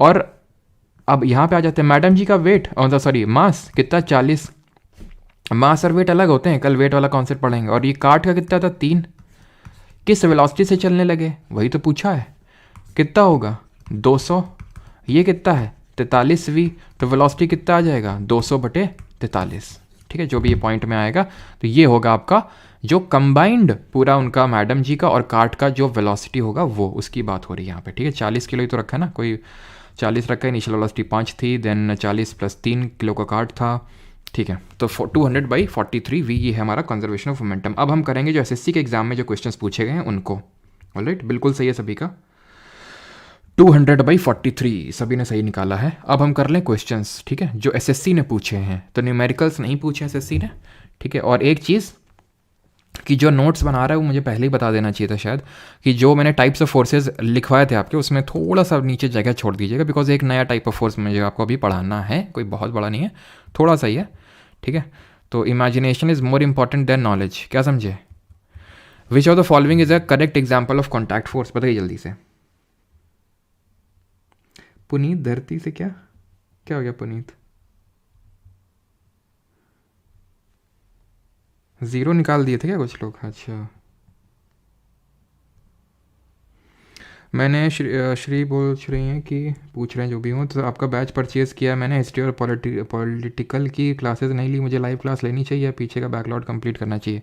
देखिए आप खुद से पूछिए, क्योंकि मेरे हिसाब से तो आप बैकलॉग कंप्लीट कर लीजिए, बिकॉज वैसे तो कोई लिंकेज नहीं है पॉलिटी और हिस्ट्री और फिजिक्स के आपस में, कि पॉलिटी हिस्ट्री आप नहीं समझ पाएंगे तो फिजिक्स नहीं समझ पाएगी, वो आपके ऊपर डिपेंड करता है, ठीक है। उससे स्टार्ट करिए, जिस सब्जेक्ट के साथ आपकी क्यूरियोसिटी हो, पढ़ने में मज़ा आता हो आपको, जो फिजिक्स हिस्ट्री और मतलब हिस्ट्री फिजिक्स और पॉलिटी में चुन लीजिए जो भी आपको अच्छा लगता है, और उसी से स्टार्ट कर लीजिए आप, ठीक है। तीनों मतलब ऐसे कोई रिलेटेड बहुत ज़्यादा नहीं है, हाँ हिस्ट्री और पॉलिटी में तो थोड़ा मान भी सकते हैं कि जहाँ से हिस्ट्री खत्म होती है वहाँ से एक तरह से पॉलिटी शुरू होती है, लेकिन ऐसा ज़्यादा कोई लिंकेज नहीं। विच of the following is a correct example of contact force, तो कॉन्टैक्ट फोर्स हमने पढ़ा था जहाँ पे दो चीज़ों के बीच में कॉन्टैक्ट होता है। इलेक्ट्रोस्टैटिक फोर्स में, विद्युत वाले में तो कोई होता ही नहीं है, मस्कुलर फोर्स में होता है, MTS 2022, ठीक है। ग्रेविटेशनल फोर्स में कोई कॉन्टैक्ट नहीं, मैग्नेटिक फोर्स में कोई कॉन्टैक्ट नहीं, ठीक है। Question number 3, which law of Newton provides a quantitative definition of force. अब याद करिए, मैंने आप ये चीज़ भी बताई थी आपको कि क्वांटिफाई करता है ये फोर्स को या फिर मोशन को, एक तरह से क्वांटिफाई करने का काम करता है, ठीक है, कि कोई चीज़ कितने मोशन में आएगी, ठीक है, वो डिपेंड करेगा कितना फोर्स लगाया गया है, यानी force is equal directly proportional to acceleration, या फिर acceleration is directly proportional to the force, यानी कि कितना कोई बॉडी एक्सेलरेट करेगी वो डिपेंड करेगा कि आपने कितना फोर्स लगाया है। तो ये न्यूटन का सेकंड लॉ ऑफ मोशन होगा, यानी कि न्यूटन की गति का दूसरा नियम होगा ये। The range of dash force is of the order of 10⁻⁻16 metre का, डैश बल की सीमा 10⁻⁻16 मीटर के क्रम की होती है। इलेक्ट्रोमैग्नेटिक, ग्रेविटेशनल, स्ट्रॉन्ग न्यूक्लियर या वीक न्यूक्लियर। तो यहाँ पे 10⁻⁻16 मीटर का मतलब बहुत बहुत बहुत छोटा फोर्स है ये, बहुत छोटा फोर्स है, यानी बहुत वीक न्यूक्लियर फोर्स है ये, ठीक है, ऑप्शन नंबर डी, ठीक है। क्योंकि सबसे अगर मैं वीक बात करूँ इनमें से तो न्यूक्लियर फोर्स होगा, इलेक्ट्रोमैग्नेटिक, ग्रेविटेशनल और न्यूक्लियर में न्यूक्लियर, उसमें से वीक को हम चुनेंगे क्योंकि काफ़ी कमज़ोर है ये, ठीक है, काफ़ी वीक, काफ़ी लो फोर्स है ये।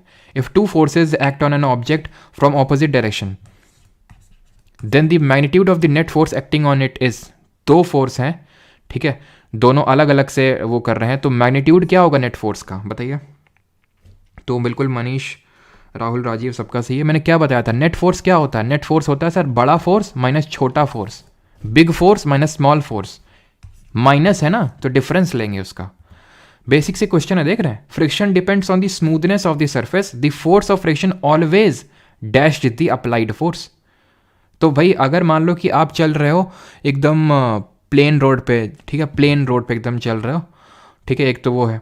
एक में मान लेते हैं कि बहुत ज़्यादा मिट्टी पड़ी हुई है, या फिर आप ऐसे इमेजिन करो जैसे आप घर की जो फर्श होती है जिसमें खूब अच्छा मार्बल लगा हुआ है, उसमें एक तो चल रहे हो, ठीक है। उसमें चलना मतलब उस पर एक तरह से ज़्यादा फिसलन होती है कि रोड में ज़्यादा फिसलन होती है। आपके घर का में जो मार्बल लगा हुआ है उसमें, क्योंकि उसमें फ्रिक्शन कम है सर, इसलिए, ठीक है। वो रफ कम है तो फ्रिक्शन कम है। तो यानी कि फ्रिक्शन जो होता है हमेशा अपोज करता है मोशन को, तभी तो जो कोई चीज़ चलती हुई होती है वो रुक जाती है। हम बोलते हैं ना कि कोई भी चीज़ जो चल रही है, न्यूटन का गति का पहला नियम तो यही बोलता है कि कोई भी चीज़ चल रही है तो चलती रहेगी और रुकी हुई तो रुकी रहेगी, जब तक कि बाहरी बल नहीं लगाया जाएगा। तो फिर क्यों कोई मान लेते हैं बॉल को हमने मतलब ऐसे उसको कुछ वेलोसिटी दी तो वो थोड़े टाइम बाद रुक क्यों जाती है? क्योंकि उस पर फ्रिक्शन फोर्स, क्योंकि हमने तो कोई फोर्स लगाया नहीं, तो फिर कैसे रुकी? क्योंकि आपको दिख नहीं रहा लेकिन वो फ्रिक्शन फोर्स लग रहा है, घर्षण बल लग रहा है जो कि उसके मोशन को अपोज कर रहा है, ठीक है। Dash is the external agency applied on a body to change its state of rest और यूनिफॉर्म मोशन। तो भाई उसका स्टेट चेंज करने के लिए क्या हम यूज़ करते हैं? ये यूज़ करते हैं, फोर्स यूज़ करते हैं। इसकी एसआई यूनिट क्या होती है जल्दी से बताइए। Now which of the following is a characteristic of conservative force? निम्नलिखित में से कौन सा रूढ़िवादी बल, रूढ़िवादी तो नहीं बोलेंगे इसको, संरक्षी बल बोलते हैं, ठीक है। संरक्षी बल बोलते हैं क्योंकि वही है ना, गूगल ट्रांसलेट से ट्रांसलेट किया जाता है इसको, तो मतलब गूगल ट्रांसलेट को तो समझते एकदम दिल पे ले लेता है एकदम ठीक है। तो संरक्षी बल की यहाँ पे विशेषताएं पूछी, ये मैंने आपको पढ़ाया नहीं, तो इसी के रिगार्डिंग मैं आपसे बोल रहा था कि थोड़ा सा स्पेस छोड़ दीजिएगा। दो टाइप के फोर्सेस होते हैं, एक को बोलते हैं कंजर्वेटिव संरक्षी बल बोलते हैं, और दूसरे को बोलते हैं non conservative forces. Non conservative forces. अब जो कंजर्वेटिव फोर्स होता है, संरक्षी बल होता है, इसकी खासियत ये होती है कि work done is independent of path. Work done is independent of path, यानी कि जो किया हुआ, इंडिपेंडेंट ऑफ पाथ यानी कि जो कार्य किया गया है वो रास्ते पे डिपेंड नहीं कर रहा है। चाहे रास्ता कोई भी ले लो, ये यहाँ से यहाँ जाना है, ऐसे ले लो, ऐसे चले जाओ, सीधे चले जाओ, ऐसे चले जाओ, सारे केसेस में 1 2 3 4 में वर्क डन सेम ही होगा। यानी कि वर्क डन पाथ पे डिपेंड ही नहीं कर रहा है, चाहे कोई सा भी पाथ ले लो, ये एक चीज़। और यहाँ पे उल्टा हो जाएगा, दैट इज वर्क डन किया हुआ कार्य पाथ पे यानी कि रास्ते पे डिपेंड करेगा। Work done is dependent on path taken. And the second thing is, जो आपको याद रखनी है, इसको मैं हटा दूं, ठीक है। तो जो सेकेंड चीज़ आपको याद रखनी है कि जो कंजर्वेटिव फोर्स होता है उस केस में क्लोज्ड पाथ है अगर, तो उस केस में वर्क डन जीरो होता है। Work done is zero in case of closed path. देखिए इसको समझाने के लिए मुझे आपको 11th की फिजिक्स से इंट्रोड्यूस करना पड़ेगा। ये जो टाइप है कंजर्वेटिव नॉन कंजर्वेटिव जो पढ़ा रहा हूँ, ये आपकी क्लास 9th या 10th में नहीं है, ठीक है। 11th में होता है जहाँ पे वो सब आपके वेक्टर्स वगैरह काम करते हैं, आई वेक्टर, जेड वेक्टर, के वेक्टर, वो आपने पढ़े होंगे 11th में, तो वो आपको पढ़ने की ज़रूरत नहीं है इतना छोटी सी चीज़ पढ़ने के लिए। याद कर लो कि भाई कंजर्वेटिव में जैसे कि ऐसे समझ लो जो कंजर्वेटिव पेरेंट्स होते हैं, कंजर्वेटिव पेरेंट्स होते हैं ना, हम बोल सकते हैं कंजर्वेटिव पेरेंट्स और नॉन कंजर्वेटिव। कंजर्वेटिव मतलब बहुत ही ज़्यादा स्ट्रिक्ट होते हैं, ठीक है। तो वो स्ट्रिक्ट होते हैं, तो ऐसे समझ लो कि वो उनको कोई लेना देना नहीं है कि आप किस पाथ से, कैसे आप पैसा कमाइए, कैसे आप करिए, कमाइए पैसे आप, ठीक है। लेकिन जो थोड़े से मतलब नॉन कंजर्वेटिव टाइप होते हैं, तो समझ सकते हैं कि वो उनको मैटर करता है कि आप क्या पाथ फॉलो कर रहे हैं, किस पाथ से आप पैसा कमा रहे हैं, वो मैटर करता है उनके लिए, ठीक है। और क्लोज्ड पाथ के केस में वर्क डन जीरो होता है। एग्जाम्पल सब देख लेते हैं, उदाहरण देख लेते हैं। तो कंजर्वेटिव के फोर्स के केस में आप कहेंगे जैसे ग्रेविटेशनल, ठीक है। इसकी ट्रिक ये है कि मतलब जो non contact force, non contact तो सबको पता चल गया ना भी, ग्रेविटेशनल फोर्स होता है, इलेक्ट्रोस्टैटिक फोर्स होता है, ये तो सब इलेक्ट्रोस्टैटिक फोर्स होता है, ये सब कंजर्वेटिव में आते हैं, ठीक है। ग्रेविटेशनल हो गया, नॉन कॉन्टैक्ट होता है, ठीक है। अब ऐसा नहीं कि मतलब इसको बेसिक तुम डेफिनेशन मत बना लेना अपनी की कंजर्वेटिव, वो तो मैं याद करने के लिए बता रहा हूँ, क्योंकि जैसे इसमें एक स्प्रिंग फोर्स भी होता है, ये तो कॉन्टैक्ट फोर्स होता है, लेकिन फिर भी इसका एक एग्जाम्पल है, तो एक्सेप्शन बस याद कर लो इसमें कि स्प्रिंग फोर्स एक कॉन्टैक्ट फोर्स है बट फिर भी कंजर्वेटिव में आता है। वैसे तो इतना डीप में शायद नहीं पूछेगा, एक ही क्वेश्चन मुझे दिखाई सीजीएल 2021 में पूछा गया था। तो ग्रेविटेशनल हो गया, इलेक्ट्रोस्टैटिक हो गया, मैग्नेटिक हो गया, ये सारे कैसे हैं, असंजक, यानी कि मतलब क्या बोलेंगे, मतलब नॉन कॉन्टैक्ट है, यानी कि गैर संपर्क बल है, ठीक है। यहाँ पे संपर्क बल, फ्रिक्शनल फोर्स हमने पढ़ा था, कॉन्टैक्ट फोर्स का सबसे बढ़िया एग्जाम्पल फ्रिक्शन फोर्स, ठीक है। तो ये कॉन्टैक्ट फोर्स है, बस स्प्रिंग फोर्स एक एक्सेप्शन अपवाद है, ठीक है। तो सही आंसर क्या होगा, एनर्जी का कोई लेना देना ही नहीं। Work done by it in a round trip is not zero. Work done by it in a round trip, conservative पूछ रहा है। Work done by depends upon the path, तो work done is independent of path, work done by it is completely recoverable, ठीक है। तो work done by it in a round trip is not zero, ये तो zero होता है, ठीक है। अभी मैंने बताया था zero work done is in close path, तो सही आंसर यहाँ पे ऑप्शन नंबर डी हो जाएगा, work done by it is completely recoverable, ठीक है। By option elimination. Energy is dissipated as heat energy, energy का यहाँ पे कोई लेना देना नहीं है। अगला क्वेश्चन देखते हैं, दैट इज 10th नंबर का। The force of the earth's gravity on every kilogram is about, तो हर किलोग्राम पे कितना फोर्स लगता है, बताइए। व्हाट विल ज्योग्राफी, क्या कौन सा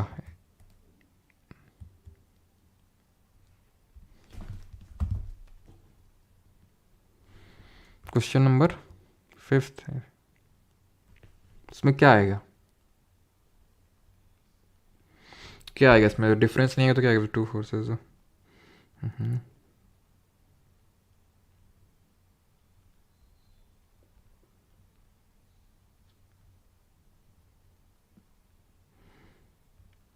तो डिफरेंस ही तो आएगा, इसमें क्या कुछ डाउट है क्या, या फिर कुछ भी ऐसे लिख देते हो।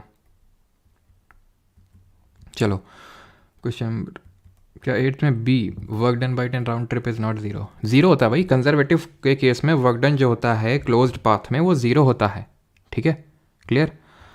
चलो तो अभी आते हैं, the force of the earth's gravity on every kilogram is about, तो प्रत्येक किलोग्राम पर पृथ्वी का गुरुत्वाकर्षण बल कितना होगा, तो force is equal to mass into acceleration, लेकिन यहाँ पे जो एक्सेलरेशन है वो एक्सेलरेशन ड्यू टू ग्रेविटी है, यानी कि यहाँ पे जी का कॉन्सेप्ट निकल के आ गया, F is equal to M G, और जी की जो वैल्यू होती है ग्रेविटी की, जो हम कल पढ़ेंगे, तो कल यही टॉपिक पढ़ेंगे, ग्रेविटी और जो ये वर्क होता है वही चीज़ें हम कल पढ़ने वाले हैं। तो कल मैं आपको पढ़ाऊंगा इस चीज़ को कि जो अर्थ की ग्रेविटी होती है वो 9.8 मीटर पर सेकंड स्क्वायर होती है। मीटर पर सेकंड स्क्वायर किसकी यूनिट होती है, एक्सेलरेशन त्वरण की होती है, तभी तो इसको हम बोलते हैं acceleration due to gravity.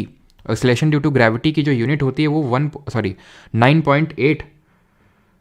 Question number 8 समझ नहीं आया तो समझाना, मुझे समझाना था ही नहीं इस क्वेश्चन को, तो मुझे रटवाना था। मैंने आपको बताया नहीं कि ये समझाने के लिए मुझे 11th 12th की उसमें जाना पड़ेगा फिजिक्स में, जो वो आई वेक्टर जे वेक्टर अगर आपको आते हैं तो फिर मैं समझा दूँ, आई वेक्टर जे वेक्टर किस तरह से वो उसमें फिर डेरिवेशन मुझे दिखाना पड़ेगा कि किस तरह से 2 पॉइंट हैं, 2 पॉइंट में आप कोई भी पाथ लो उसमें वर्क डन जीरो होता है। हर चीज़ समझनी क्यों है, जब ये मैं आपको बता रहा हूँ कि इसमें 11th 12th की फिजिक्स आपको पढ़नी पड़ेगी। तो इसको हम रफली क्या ले लेते हैं, approximately 10 metre per second square ले लेते हैं, ठीक। तो यहाँ पे एवरी किलोग्राम यानी कि 1 किलोग्राम का उसका मास है, तो यानी कि 10 न्यूटन इसमें फोर्स लग जाएगा, option number B.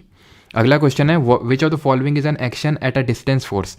Action at distance force का मतलब क्या है, यानी एक डिस्टेंस है दोनों के बीच में, यानी कि एक नॉन कॉन्टैक्ट फोर्स कौन सा है ये आपसे पूछ रहा है, नॉन कॉन्टैक्ट। तो फ्रिक्शन फोर्स तो कॉन्टैक्ट फोर्स है। टेंशन फोर्स क्या होता है, तो टेंशन फोर्स होता है जैसे फॉर एग्जांपल ये रस्सी है, ठीक है, आप ये रस्सी यहाँ पे बंधी हुई, आप रस्सी पे लटक रहे हो, ठीक है, रस्सी पे आप लटक रहे हो, तो रस्सी पे जो है आप नीचे की तरफ फोर्स लगा रहे हो और ऊपर की तरफ एक टेंशन फोर्स लग रहा है, ठीक है। तो ये टेंशन लगती है, टेंशन की वजह से वो टूट जाती है, तो टेंशन भी कॉन्टैक्ट फोर्स की वजह से आ रहा है। ग्रेविटेशन फोर्स यहाँ पे सही आंसर होगा, which is an action at a distance. Question number 12th, once a satellite has been launched into orbit the only force governing its motion is the force of, यानी कि एक बार जब किसी उपग्रह को कक्षा में प्रक्षेपित कर दिया जाता है तो उसकी जो गति को नियंत्रित करने वाला एकमात्र बल कौन सा होता है, ग्रेविटी होता है, इलास्टिसिटी होता है, फ्रिक्शन होता है, फिर फ्यूल ड्राइव। तो कल भी आई थिंक ये क्वेश्चन हम लोग देख चुके हैं कि जब कोई मान लो कि सैटेलाइट को हम लॉन्च कर रहे हैं तो सिर्फ एक ही फोर्स है, that is force of gravity, जो नीचे की तरफ लग रहा है, ऑप्शन नंबर ए, और उसी से एस्केप हो जाता है जिसको बोलते हैं एस्केप वेलोसिटी। ये चीज़ आपका अगेन 9th and 10th में नहीं है, ये 11th वगैरह हम पढ़ते हो, 11th में ही आई थिंक, हाँ, एस्केप वेलोसिटी। वो कल भी हम लोग चीज़ देखेंगे कि एस्केप वेलोसिटी क्या होती है, कि किसी भी चीज़ को हम इतनी मतलब उससे वेलोसिटी से फेंक दें कि वो मतलब अर्थ की जो ग्रेविटेशनल फोर्स है उसको एकदम एस्केप कर जाए, उसको बोलते हैं एस्केप वेलोसिटी। और कोई बताना चाहेगा एस्केप वेलोसिटी कितनी होती है, ये होती है आपकी 11.2 किलोमीटर पर सेकेंड, यानी इस स्पीड से अगर आप किसी भी चीज़ को फेंक देंगे तो वो एकदम स्पेस में चली जाएगी। The given equation describes the dash relation, ये इक्वेशन हमने आज के लेक्चर में नहीं कल के लेक्चर में देखी है।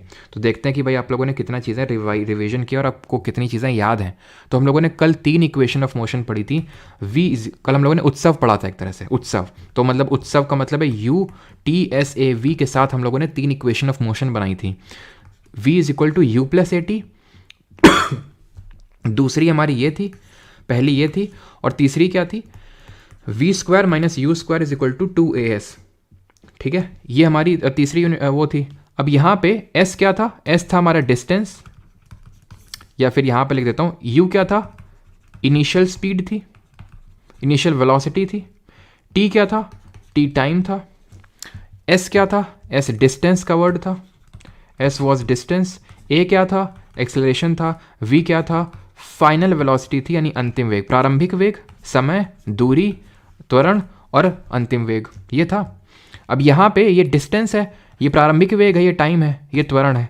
ठीक, तो वेलोसिटी टाइम को ये नहीं दिखा रहा है। ठीक है, ये दिखा रहा है वेलोसिटी टाइम को, तो ये नहीं होगा।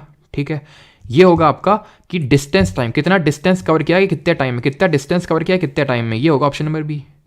ठीक है, डिस्टेंस टाइम को दिखा रहा है ये जो रिलेशन है यहाँ पे आपका, जो s is equal to ut plus half at² है। क्वेश्चन नंबर 15, 1785 में who used the calibrate torsion balance to measure the force between the electric charges. Electric charges के बीच में फोर्स किसने मेजर किया था 1785 में। तो भी थोड़ा 1785 भी फोकस कर लेना, CPO 2022 में क्वेश्चन पूछा गया, बिकॉज कई बार ऐसा हुआ है कि मतलब ईयर देख के कुछ नाम पूछ लिया, फिर नाम दे के ईयर पूछ लिया। जैसे कि ये पूछ लिया कि भाई लॉ ऑफ ऑक्टेव्स, जैसे कि पूछ लेता 1865 ने लॉ ऑफ ऑक्टेव्स किसने दिया था। अभी तो हम लोगों ने केमिस्ट्री पढ़ी नहीं है, लेकिन हो सकता है आप में से कुछ लोगों ने जो पिछले बैच वाले उन लोगों ने पढ़ी है कि 1865 में मतलब लॉ ऑफ ऑक्टेव्स किसने दिया था, तो आंसर होगा न्यूलैंड। फिर पूछेगा कि न्यूलैंड ने कब दिया था लॉ ऑफ ऑक्टेव्स, तो 1865, ऐसे भी क्वेश्चन है। ठीक है, इसी बात पे पिछले बैच वाले बताएंगे, अभी वाले ने तो पढ़ी नहीं है कि किसको father of modern periodic table बोलते हैं और मॉडर्न पीरियोडिक टेबल कब दी थी उन्होंने, कब पब्लिश हुई थी वो चीज़। तो ये इसका आंसर होगा इस पर्टिकुलर क्वेश्चन का चार्ल्स ऑगस्टिन कूलॉम, जिनको हम शॉर्ट में कूलॉम बोलते हैं, और इन्हीं ने जो लॉ दिया था उसको कूलॉम लॉ बोलते हैं। जब कल मैं ग्रेविटेशनल लॉ पढ़ाऊंगा तो उससे थोड़ा सा ज़्यादा आप रिलेट कर पाएंगे। ठीक है, तब आपको समझ में आएगा। कूलॉम लॉ भी कल मैं वहाँ पे आपको पढ़ाऊंगा, जो कि होता है इस तरह से, फोर्स ये होता है कि दो चार्जेस के बीच में जो लग रहा हो फोर्स है वो K(Q1 Q2) upon 4 epsilon not होता है। ठीक है, ये तो होता है ना K(Q1 Q2) upon 4 pi epsilon not. ठीक है, ये फोर्स होता है आपका। तो K जो होता है यहाँ पे कांस्टेंट है, उससे आपको कोई लेना देना नहीं, यानी कि वो चीज़ हम कल देखेंगे जब हम ग्रेविटेशनल फोर्स देखेंगे ना, तो उसी से रिलेटेड है। तो इसीलिए जो इलेक्ट्रिक फोर्स होता है ना, जो इलेक्ट्रिक चार्जेस के बीच में जो फोर्स लग रहा होता है उसको इलेक्ट्रोस्टैटिक फोर्स बोलते हैं। उसकी जो SI यूनिट है उसको कूलॉम भी बोलते हैं। जो इलेक्ट्रोस्टैटिक फोर्स होता है उसकी SI यूनिट कूलॉम इसीलिए होती है। ठीक है, और father of modern periodic table हम हेनरी मॉजले को बोलते हैं, जिन्होंने 1913 में ये मॉडर्न पीरियोडिक टेबल दी थी। The measure of the force that can cause an object to rotate about an axis is called as. तो उस फोर्स को क्या बोलते हैं जो किसी एक्सिस में किसी चीज़ का रोटेशन करवा दे। अभी हम पढ़ रहे थे कि स्पीड ज़्यादा हो रही थी, कम हो रही थी, डायरेक्शन ऑफ मोशन, यहाँ पे क्या हो रहा है, घूम रही है चीज़, घूम रही, घुमा भी देता है फोर्स। और उस ऐसे फोर्स को जो चीज़ घुमा देता है, जैसे कि बॉटल है, ठीक है, बॉटल का जो कैप है उसमें आप फोर्स लगाते हो ना, लेकिन फोर्स से चला तो नहीं रहे हो, मोशन एक तरह से उतना तो नहीं, कोई वो तो नहीं हो रहा, इसमें आप घुमा रहे हो चीज़ को, हो रहा है कि नहीं। तो इसको बोलते हैं टॉर्क, जिसको आपने सुना, मतलब ऐसे रिप्रेजेंट, वैसे तो ये पूछेगा नहीं, लेकिन आपने 11th-12th में पढ़ा होगा, इसको टाउ बोलते हैं, टाउ है ना, टॉर्क बोलते हैं। टॉर्क होता क्या है, टॉर्क होता है कि फोर्स इनटू, ये जो टॉर्क होता है फोर्स इनटू परपेंडिकुलर एक्सिस, कि कितनी दूर एक्सिस से आप वो लगा रहे हैं। ठीक है, मतलब उसकी जो एक्सिस है उससे मतलब कितना पास या दूर में फोर्स लगा रहे हैं, that is called as distance from the axis, यानी कि वो एक्सिस इसकी ये है और एक्सिस से कितना दूर या फिर आप पास में फॉर्मूला लगा रहे हैं। क्लियर है, तो फोर्स इनटू वो एक तरह से डिस्टेंस होता है, फोर्स इनटू डिस्टेंस, कितना डिस्टेंस है आपका एक्सिस से। Moving on towards the next question and that is inertia is related to which, बस ये I think second last question है आपका। Inertia is related to which of the following laws of motion. तो जड़ता यानी जड़त्व का जो नियम है वो किस गति के किस नियम से संबंधित है। जीरोथ लॉ ऑफ मोशन तो होता ही नहीं कोई लॉ ऑफ मोशन। आंसर क्या होगा इसका, आंसर होगा फर्स्ट लॉ ऑफ मोशन, जो हमने देखा था कि कोई भी चीज़ होती है वो अपने करंट स्टेट को रेजिस्ट करती है, और वो कितनी बढ़िया तरीके से रेजिस्ट करेगी वो उसके मास पे डिपेंड करेगा, यानी कि उसके इनर्शिया पे डिपेंड करेगा। Inertia is the state of a body to resist its current state of rest और motion. 19th, which of the following Newton's laws of motion can be use to calculate the force on a body. Force calculate करने के लिए आप किस law का use कर रहे थे, रिकॉल करिए, पहले का, दूसरे का, तीसरे का। पहले में तो हमने कुछ पढ़ा ही नहीं है, हमने तो बस पहले में तो इनर्शिया के बारे में पढ़ा, दूसरे में हमने पढ़ा force is equal to mass into acceleration, और तीसरे में हमने पढ़ा कि कर भला तो हो भला, यानी for every action there is an equal and opposite reaction. Force मतलब फॉर्मूला तो नहीं पढ़ा ना तीसरे वाले में भी, फॉर्मूला किस में पढ़ा? सेकंड वाले में पढ़ा ना, तो ऑप्शन नंबर बी आंसर हो जाएगा। And the last question for the day is this, which of the following Newton's laws of motion can be use to determine the reaction forces on a body? Newton के गति के निम्नलिखित में से किस नियम का उपयोग किसी पिंड पर प्रतिक्रिया बलों का निर्धारित करने के लिए किया जा सकता है? वही रिएक्शनरी फोर्सेस किस में पढ़े हम लोगों ने? Reaction, for every action there is an equal and opposite direction. हर क्रिया के लिए समान प्रतिक्रिया होती है, लेकिन अपोजिट डायरेक्शन में वो प्रतिक्रिया होती है। कौन सा लॉ था? ये थर्ड लॉ ऑफ मोशन था, ऑप्शन नंबर डी, जिसपे कि हमारा रॉकेट चल रहा था, हमारी बोट चल रही थी। ठीक है, बोट भी तो इसी, मान लो ये बोट है, नाव है, नाव में क्या करते हैं, ऐसे ऐसे ऐसे करते हैं ना, तैरते हैं तो क्या करते हैं, पीछे की तरफ फोर्स लगाते हैं ना, पीछे की तरफ पानी ढकेलते हैं तो वो पानी हमें पीछे आगे की तरफ ढकेलता है वो। ठीक है, यही होता है थर्ड लॉ ऑफ मोशन। एक चाहिए क्वेश्चन है, चलो एक क्वेश्चन और कर लो। Which among the following is the correct mathematical representation of Newton second law of motion? न्यूटन का सेकंड लॉ ऑफ मोशन ये होगा, नहीं होगा, क्या होगा? Force is equal to mass into acceleration. इसको हम पता है, ये भी लिख सकते हैं dp अपॉन dt, अगर पूछ ले, क्योंकि यहाँ पे मैंने ये देखा ना dq अपॉन dt लिखा हुआ है। अगर आपको समझ में आ रहा है, आप में से तो कुछ लोगों को आ गया होगा, ये एक्चुअली में d अपॉन dt जो है चेंज को दिखाता है। किसके चेंज को? मोमेंटम के चेंज को। तो rate of change of momentum with time is called as force. dp upon dt से रिप्रेजेंट कर सकते हैं। ठीक है, अगर नहीं समझ में आया तो छोड़ दो, कोई सच बहुत ज़्यादा इंपॉर्टेंट नहीं है। ठीक है, रटना चाहते हो तो रट सकते हो। ठीक है, dp अपॉन dt। अभी भी क्वेश्चन है, अच्छा मतलब लास्ट ही चलो है। विच of the following is not correct about the balanced forces? निम्नलिखित में से कौन संतुलित बलों के बारे में निम्नलिखित में से कौन सा कथन सही नहीं है, पूछ रहा है आपसे। If a number of balanced forces act on a stationary body, the body continues to remain its stationary position. यानी कि जो number of balanced force act कर रहे हैं, दे ही दिया, खुद ही उसने दे दिया बैलेंस्ड फोर्स है, यानी कि एफ नेट कितना होगा, नेट फोर्स कितना होगा, जीरो होगा। बॉडी जिस स्टेट में उसी स्टेट में रहेगी। किस में थी? स्टेशनरी थी ना, तो स्टेशनरी रहेगी, सही है।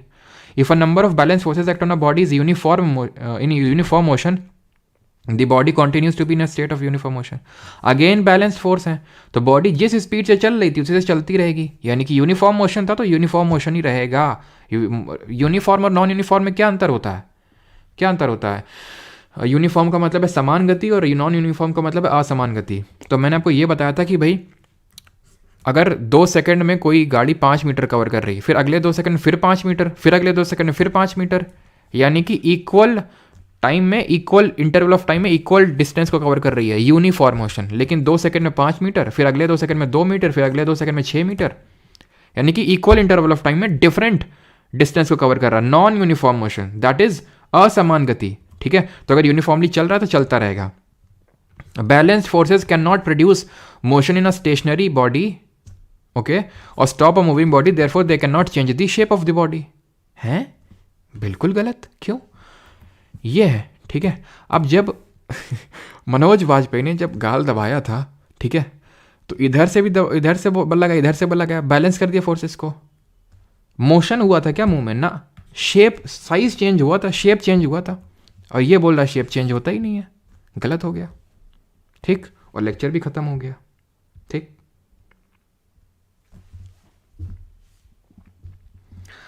चलिए भाई, तो आज का भी लेक्चर हमारा होता है खत्म।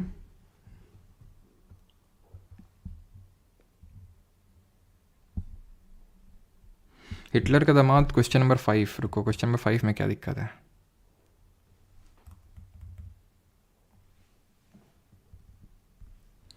क्या क्वेश्चन पूछ रहा है? If two forces act on an object from opposite directions, then the magnitude of the net force acting on it is.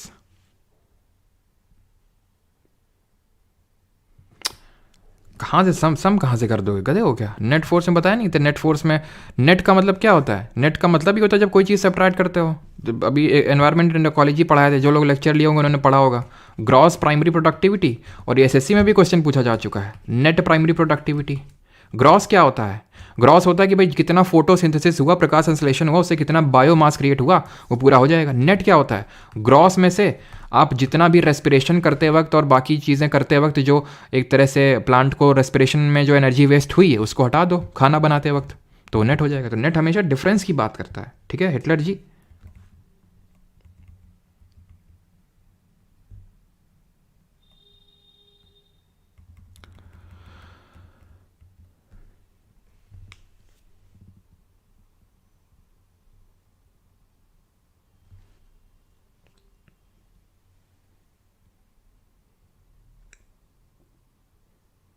IB का आंसर ये क्या आ गया? हाँ आ गया। अभी तो आई थिंक लिंक जनरेट हुआ, लेकिन आंसर की नहीं आया। कि आंसर की भी आ गया है आई थिंक। सिर्फ अभी वही आया है, मतलब लिंक आया है ना?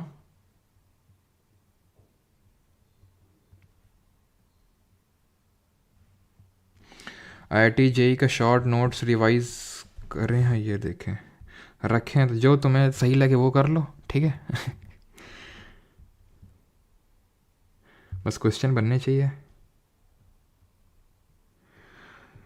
सर प्लीज़ इकोलॉजी के नोट्स दिलवा दीजिए, देखते हैं अगर होंगे तो मैं डलवा देता हूँ, वैसे तो प्रॉमिस तो नहीं कर सकता हूँ अभी। बाकी ठीक है, बाकी नंबर नोट कर लो भाई, ठीक है। जिन लोगों को कुछ क्वेरी वगैरह होती है तो इस नंबर पे आप सेंड कर सकते हैं, बिकॉज कुछ लोगों की होती है। तो द नंबर इज़ 6307286428। जिन लोगों को बैच वगैरह में एनरोल करना है तो परमार इसमें पहले मत मैसेज कर देना कि सर हमें बैच एनरोल करना है, तो क्या करें, तुम्हारे घर में आ जाए। मतलब कुछ लोग ऐसे मतलब एकदम ऑब्वियस से क्वेश्चन पूछते हैं कि सर हमें बैच लेना है, तो लेना है तो भाई क्या घर में आएंगे क्या देने हैं, अगर लेना भी है तो, है ना। तो परमार एकेडमी ऐप इंस्टॉल करके कोर्स सेक्शन में जाके SSC GK 2.0 बैच होगा। कुछ लोग हैं रिकॉर्डेड बैच गलती से ले लेते हैं, लेकिन कुछ लोग होते हैं गलती नहीं होती है, जानबूझ के लेते हैं, फिर मैसेज करते हैं कि हमें गलती हो गई, हमें इसमें शिफ्ट कर दीजिए। तो मैं आपको बता दूं, ये गलती चाहे गलती से गलती हुई हो या फिर जानबूझ के गलती हुई हो, ये इस गलती की कोई माफ़ी नहीं है, यानी कि आपका बैच इस तरह से ट्रांसफ़र नहीं किया जाएगा, ठीक है। तो आप ये देखने के लिए, क्योंकि काफ़ी लोगों के साथ गलती नहीं होती है, वो गलती होने का थोड़ा सा वो करते हैं कि देखो देखो हम कितने भोले हैं, गलती हो गई, लेकिन वो चीज़ चेक करना चाह रहे हैं। तो मैं आपको बता दूं, उसमें रिकॉर्डेड बैच में ये आपका लास्ट फिजिक्स ही चल रहा है, सब कुछ रिकॉर्डेड पड़ा हुआ है, सब कुछ सारा सब कुछ पड़ा हुआ है। यहाँ पे क्या है, हिस्ट्री हो गया, पॉलिटी हो गया, फिजिक्स चल रहा है। बाकी धीरे धीरे इस तरह से लाइव फॉर्मेट में चीज़ें होंगी, यानी कि उसमें वो क्लासेस मिलेंगी जो पहले हो चुकी हैं, और अभी 2.0 में वो क्लासेस मिलेंगी जो डेली बेसिस पे ये शाम को हो रही हैं, वो वाली क्लासेस मिलेंगी। नोट्स दोनों में ही मिलेंगे आपको, क्लियर है। और बाकी तो सारी चीज़ें ठीक है। बाकी मैं तो अब यही बोलूँगा कि अगर आप फर्दर प्रिपरेशन कर रहे हैं एग्ज़ाम की, ठीक है, थोड़ा बहुत टाइम दे सकते हैं तो 2.0 में ही एनरोल करिएगा मेरे हिसाब से।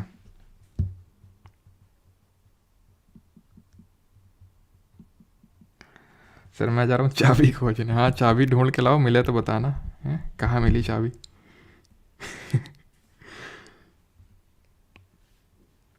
55 प्लस, अच्छा आ गई है क्या? आई थिंक, हाँ रुको रुको,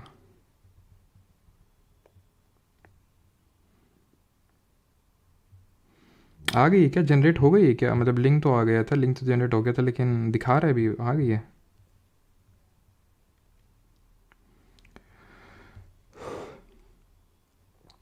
सर व्हाट्सएप पे कोई रिप्लाई नहीं कर रहा, एक सप्ताह हो गया सर, मैंने आपकी बहुत सारी रिकॉर्डेड क्लास कर ली है सर, बैच में नया हो, डाउट डाउट का यार रहता तो इशू है, डाउट का कोशिश बहुत की है, देखते हैं डाउट का यार। एप्लीकेशन पे फ़ीचर डलवा तो दिया है, लेकिन मुझे पता है फ़ीचर डलवाने से कुछ नहीं हो जाएगा, क्योंकि मुझे थोड़ा सा टाइम मिल नहीं पाता है, तो देखते हैं, ठीक है। लेकिन डाउट का कुछ करना पड़ेगा। फिज़िक्स अगले वीक कंप्लीट हो जाएगी। अच्छा अनऑफिशियल है। सीड गेमिंग CSIR का एथिक्स यार अब टाइम नहीं है, क्योंकि यार मैं एक दिन क्लास नहीं लेता हूँ ना, PYQ की क्लास नहीं हुई काफ़ी, मतलब 3-4 दिनों से, तो आज मतलब उसको बनाना पड़ा, ठीक है। तो मतलब वो PYQ की भी मिस नहीं कर सकते हैं, ये भी मिस नहीं कर सकते हैं, ठीक है। और उसके लिए मुझे चाहिए कि भाई कंटेंट वगैरह सारी चीज़ें, क्योंकि जनरली स्पीकिंग मैंने, ठीक है, एथिक्स कभी मतलब पढ़ा तो है, तो पता है सारी चीज़ें, लेकिन मैंने पढ़ाया नहीं एथिक्स कभी। तो ऑब्वियस ही बात है, मुझे थोड़ा सा उसमें चीज़ें PPT वगैरह बनाने में टाइम लगेगा, कंटेंट को रिफाइन करने में, क्योंकि अगर मैंने एनवायरनमेंट एंड इकोलॉजी पढ़ाया तो ऐसे नहीं कि कुछ भी जो मुझे आता था सब कुछ पढ़ा दिया जी। मैंने थोड़ा से CSIR का जो बाकी एग्जाम्स होते हैं JRF वगैरह, तो उसमें देखा UPSC ने किस तरह से PYQ क्वेश्चन पूछे हैं, बिकॉज CSR ऐसे SO और SO को तो बहुत पहले एग्जाम हुआ था 2013 में, तो उसको एज अ रेफरेंस तो नहीं मान सकते थे। तो उसके बाद मैंने आपको कंटेंट दिया, फिर वैसे क्वेश्चंस करवाएं जो मान लो आपने पढ़ा नहीं है फिर भी कुछ भी, तो फिर कैसे क्वेश्चंस को अटेंड करना है, वो सारी चीज़ें मैंने करवाई। तो टाइम लगता है ना चीज़ों में, है ना। अब जैसे आप बोलो कि सर पॉलिटी का 1 शॉट करवा दो, तो कल हम बैठ के 5 घंटे करवा देंगे सुबह, लेकिन क्योंकि उसमें कुछ प्रिपेयर करना नहीं है ज़्यादा, सब प्रिपेयर रखा हुआ है सारी चीज़ें। अब उसमें क्या है, एथिक्स में सारी चीज़ें पहले देखनी पड़ेंगी, किस तरह से क्वेश्चन आ सकता है, किस तरह से नहीं आ सकता, बिकॉज कन्वेंशनल एग्जाम नहीं ना, कन्वेंशनल हो भाई PYQs है मेरे पास, तो मुझे पता है कि हाँ ये सारी चीज़ें हैं, तो मेरे लिए आसान होता है। कूपन कोड देख लो लवी सैनी, अगर लग रहा हो तो ठीक है। कल मैंने RAM 22 दिया था, अगर लग रहा हो तो देख लो, नहीं तो फिर वो कल ही एक्सपायर हो गया होगा, अगर लग रहा हो तो देख लो एक बार।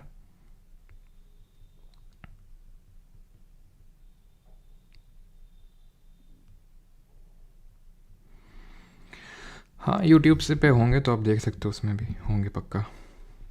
और भी लोगों ने पढ़ा रखे होंगे, सर शादी कर लीजिए टाइम मिलने लगेगा। अच्छा कौन? Donald Trump? बेटा ट्रम्प पहले अपने मुंह से सुपारी निकाला है ना सर ये पे।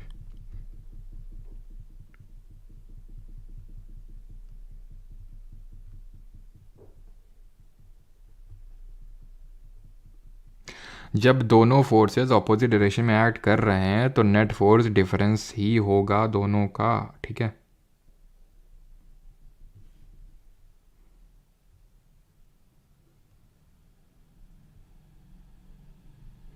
मतलब क्या, एक सेकेंड, डायरेक्शन तो सर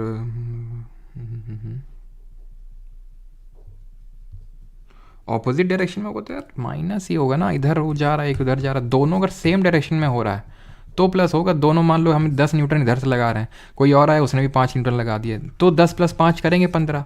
अपोजिट डायरेक्शन में कैसे आप उसको कर दोगे? उसमें आई थिंक अपोजिट ही दिया होगा ना क्वेश्चन नंबर 5 में तो। सफ़र स्टार्ट, हाँ सफ़र को स्टार्ट करते हैं।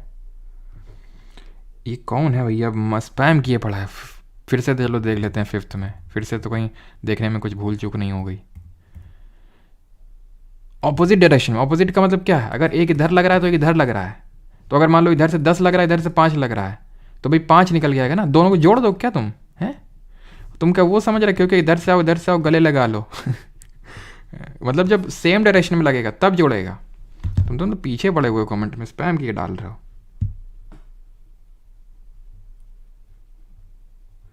चलिए भाई, थैंक यू सभी को।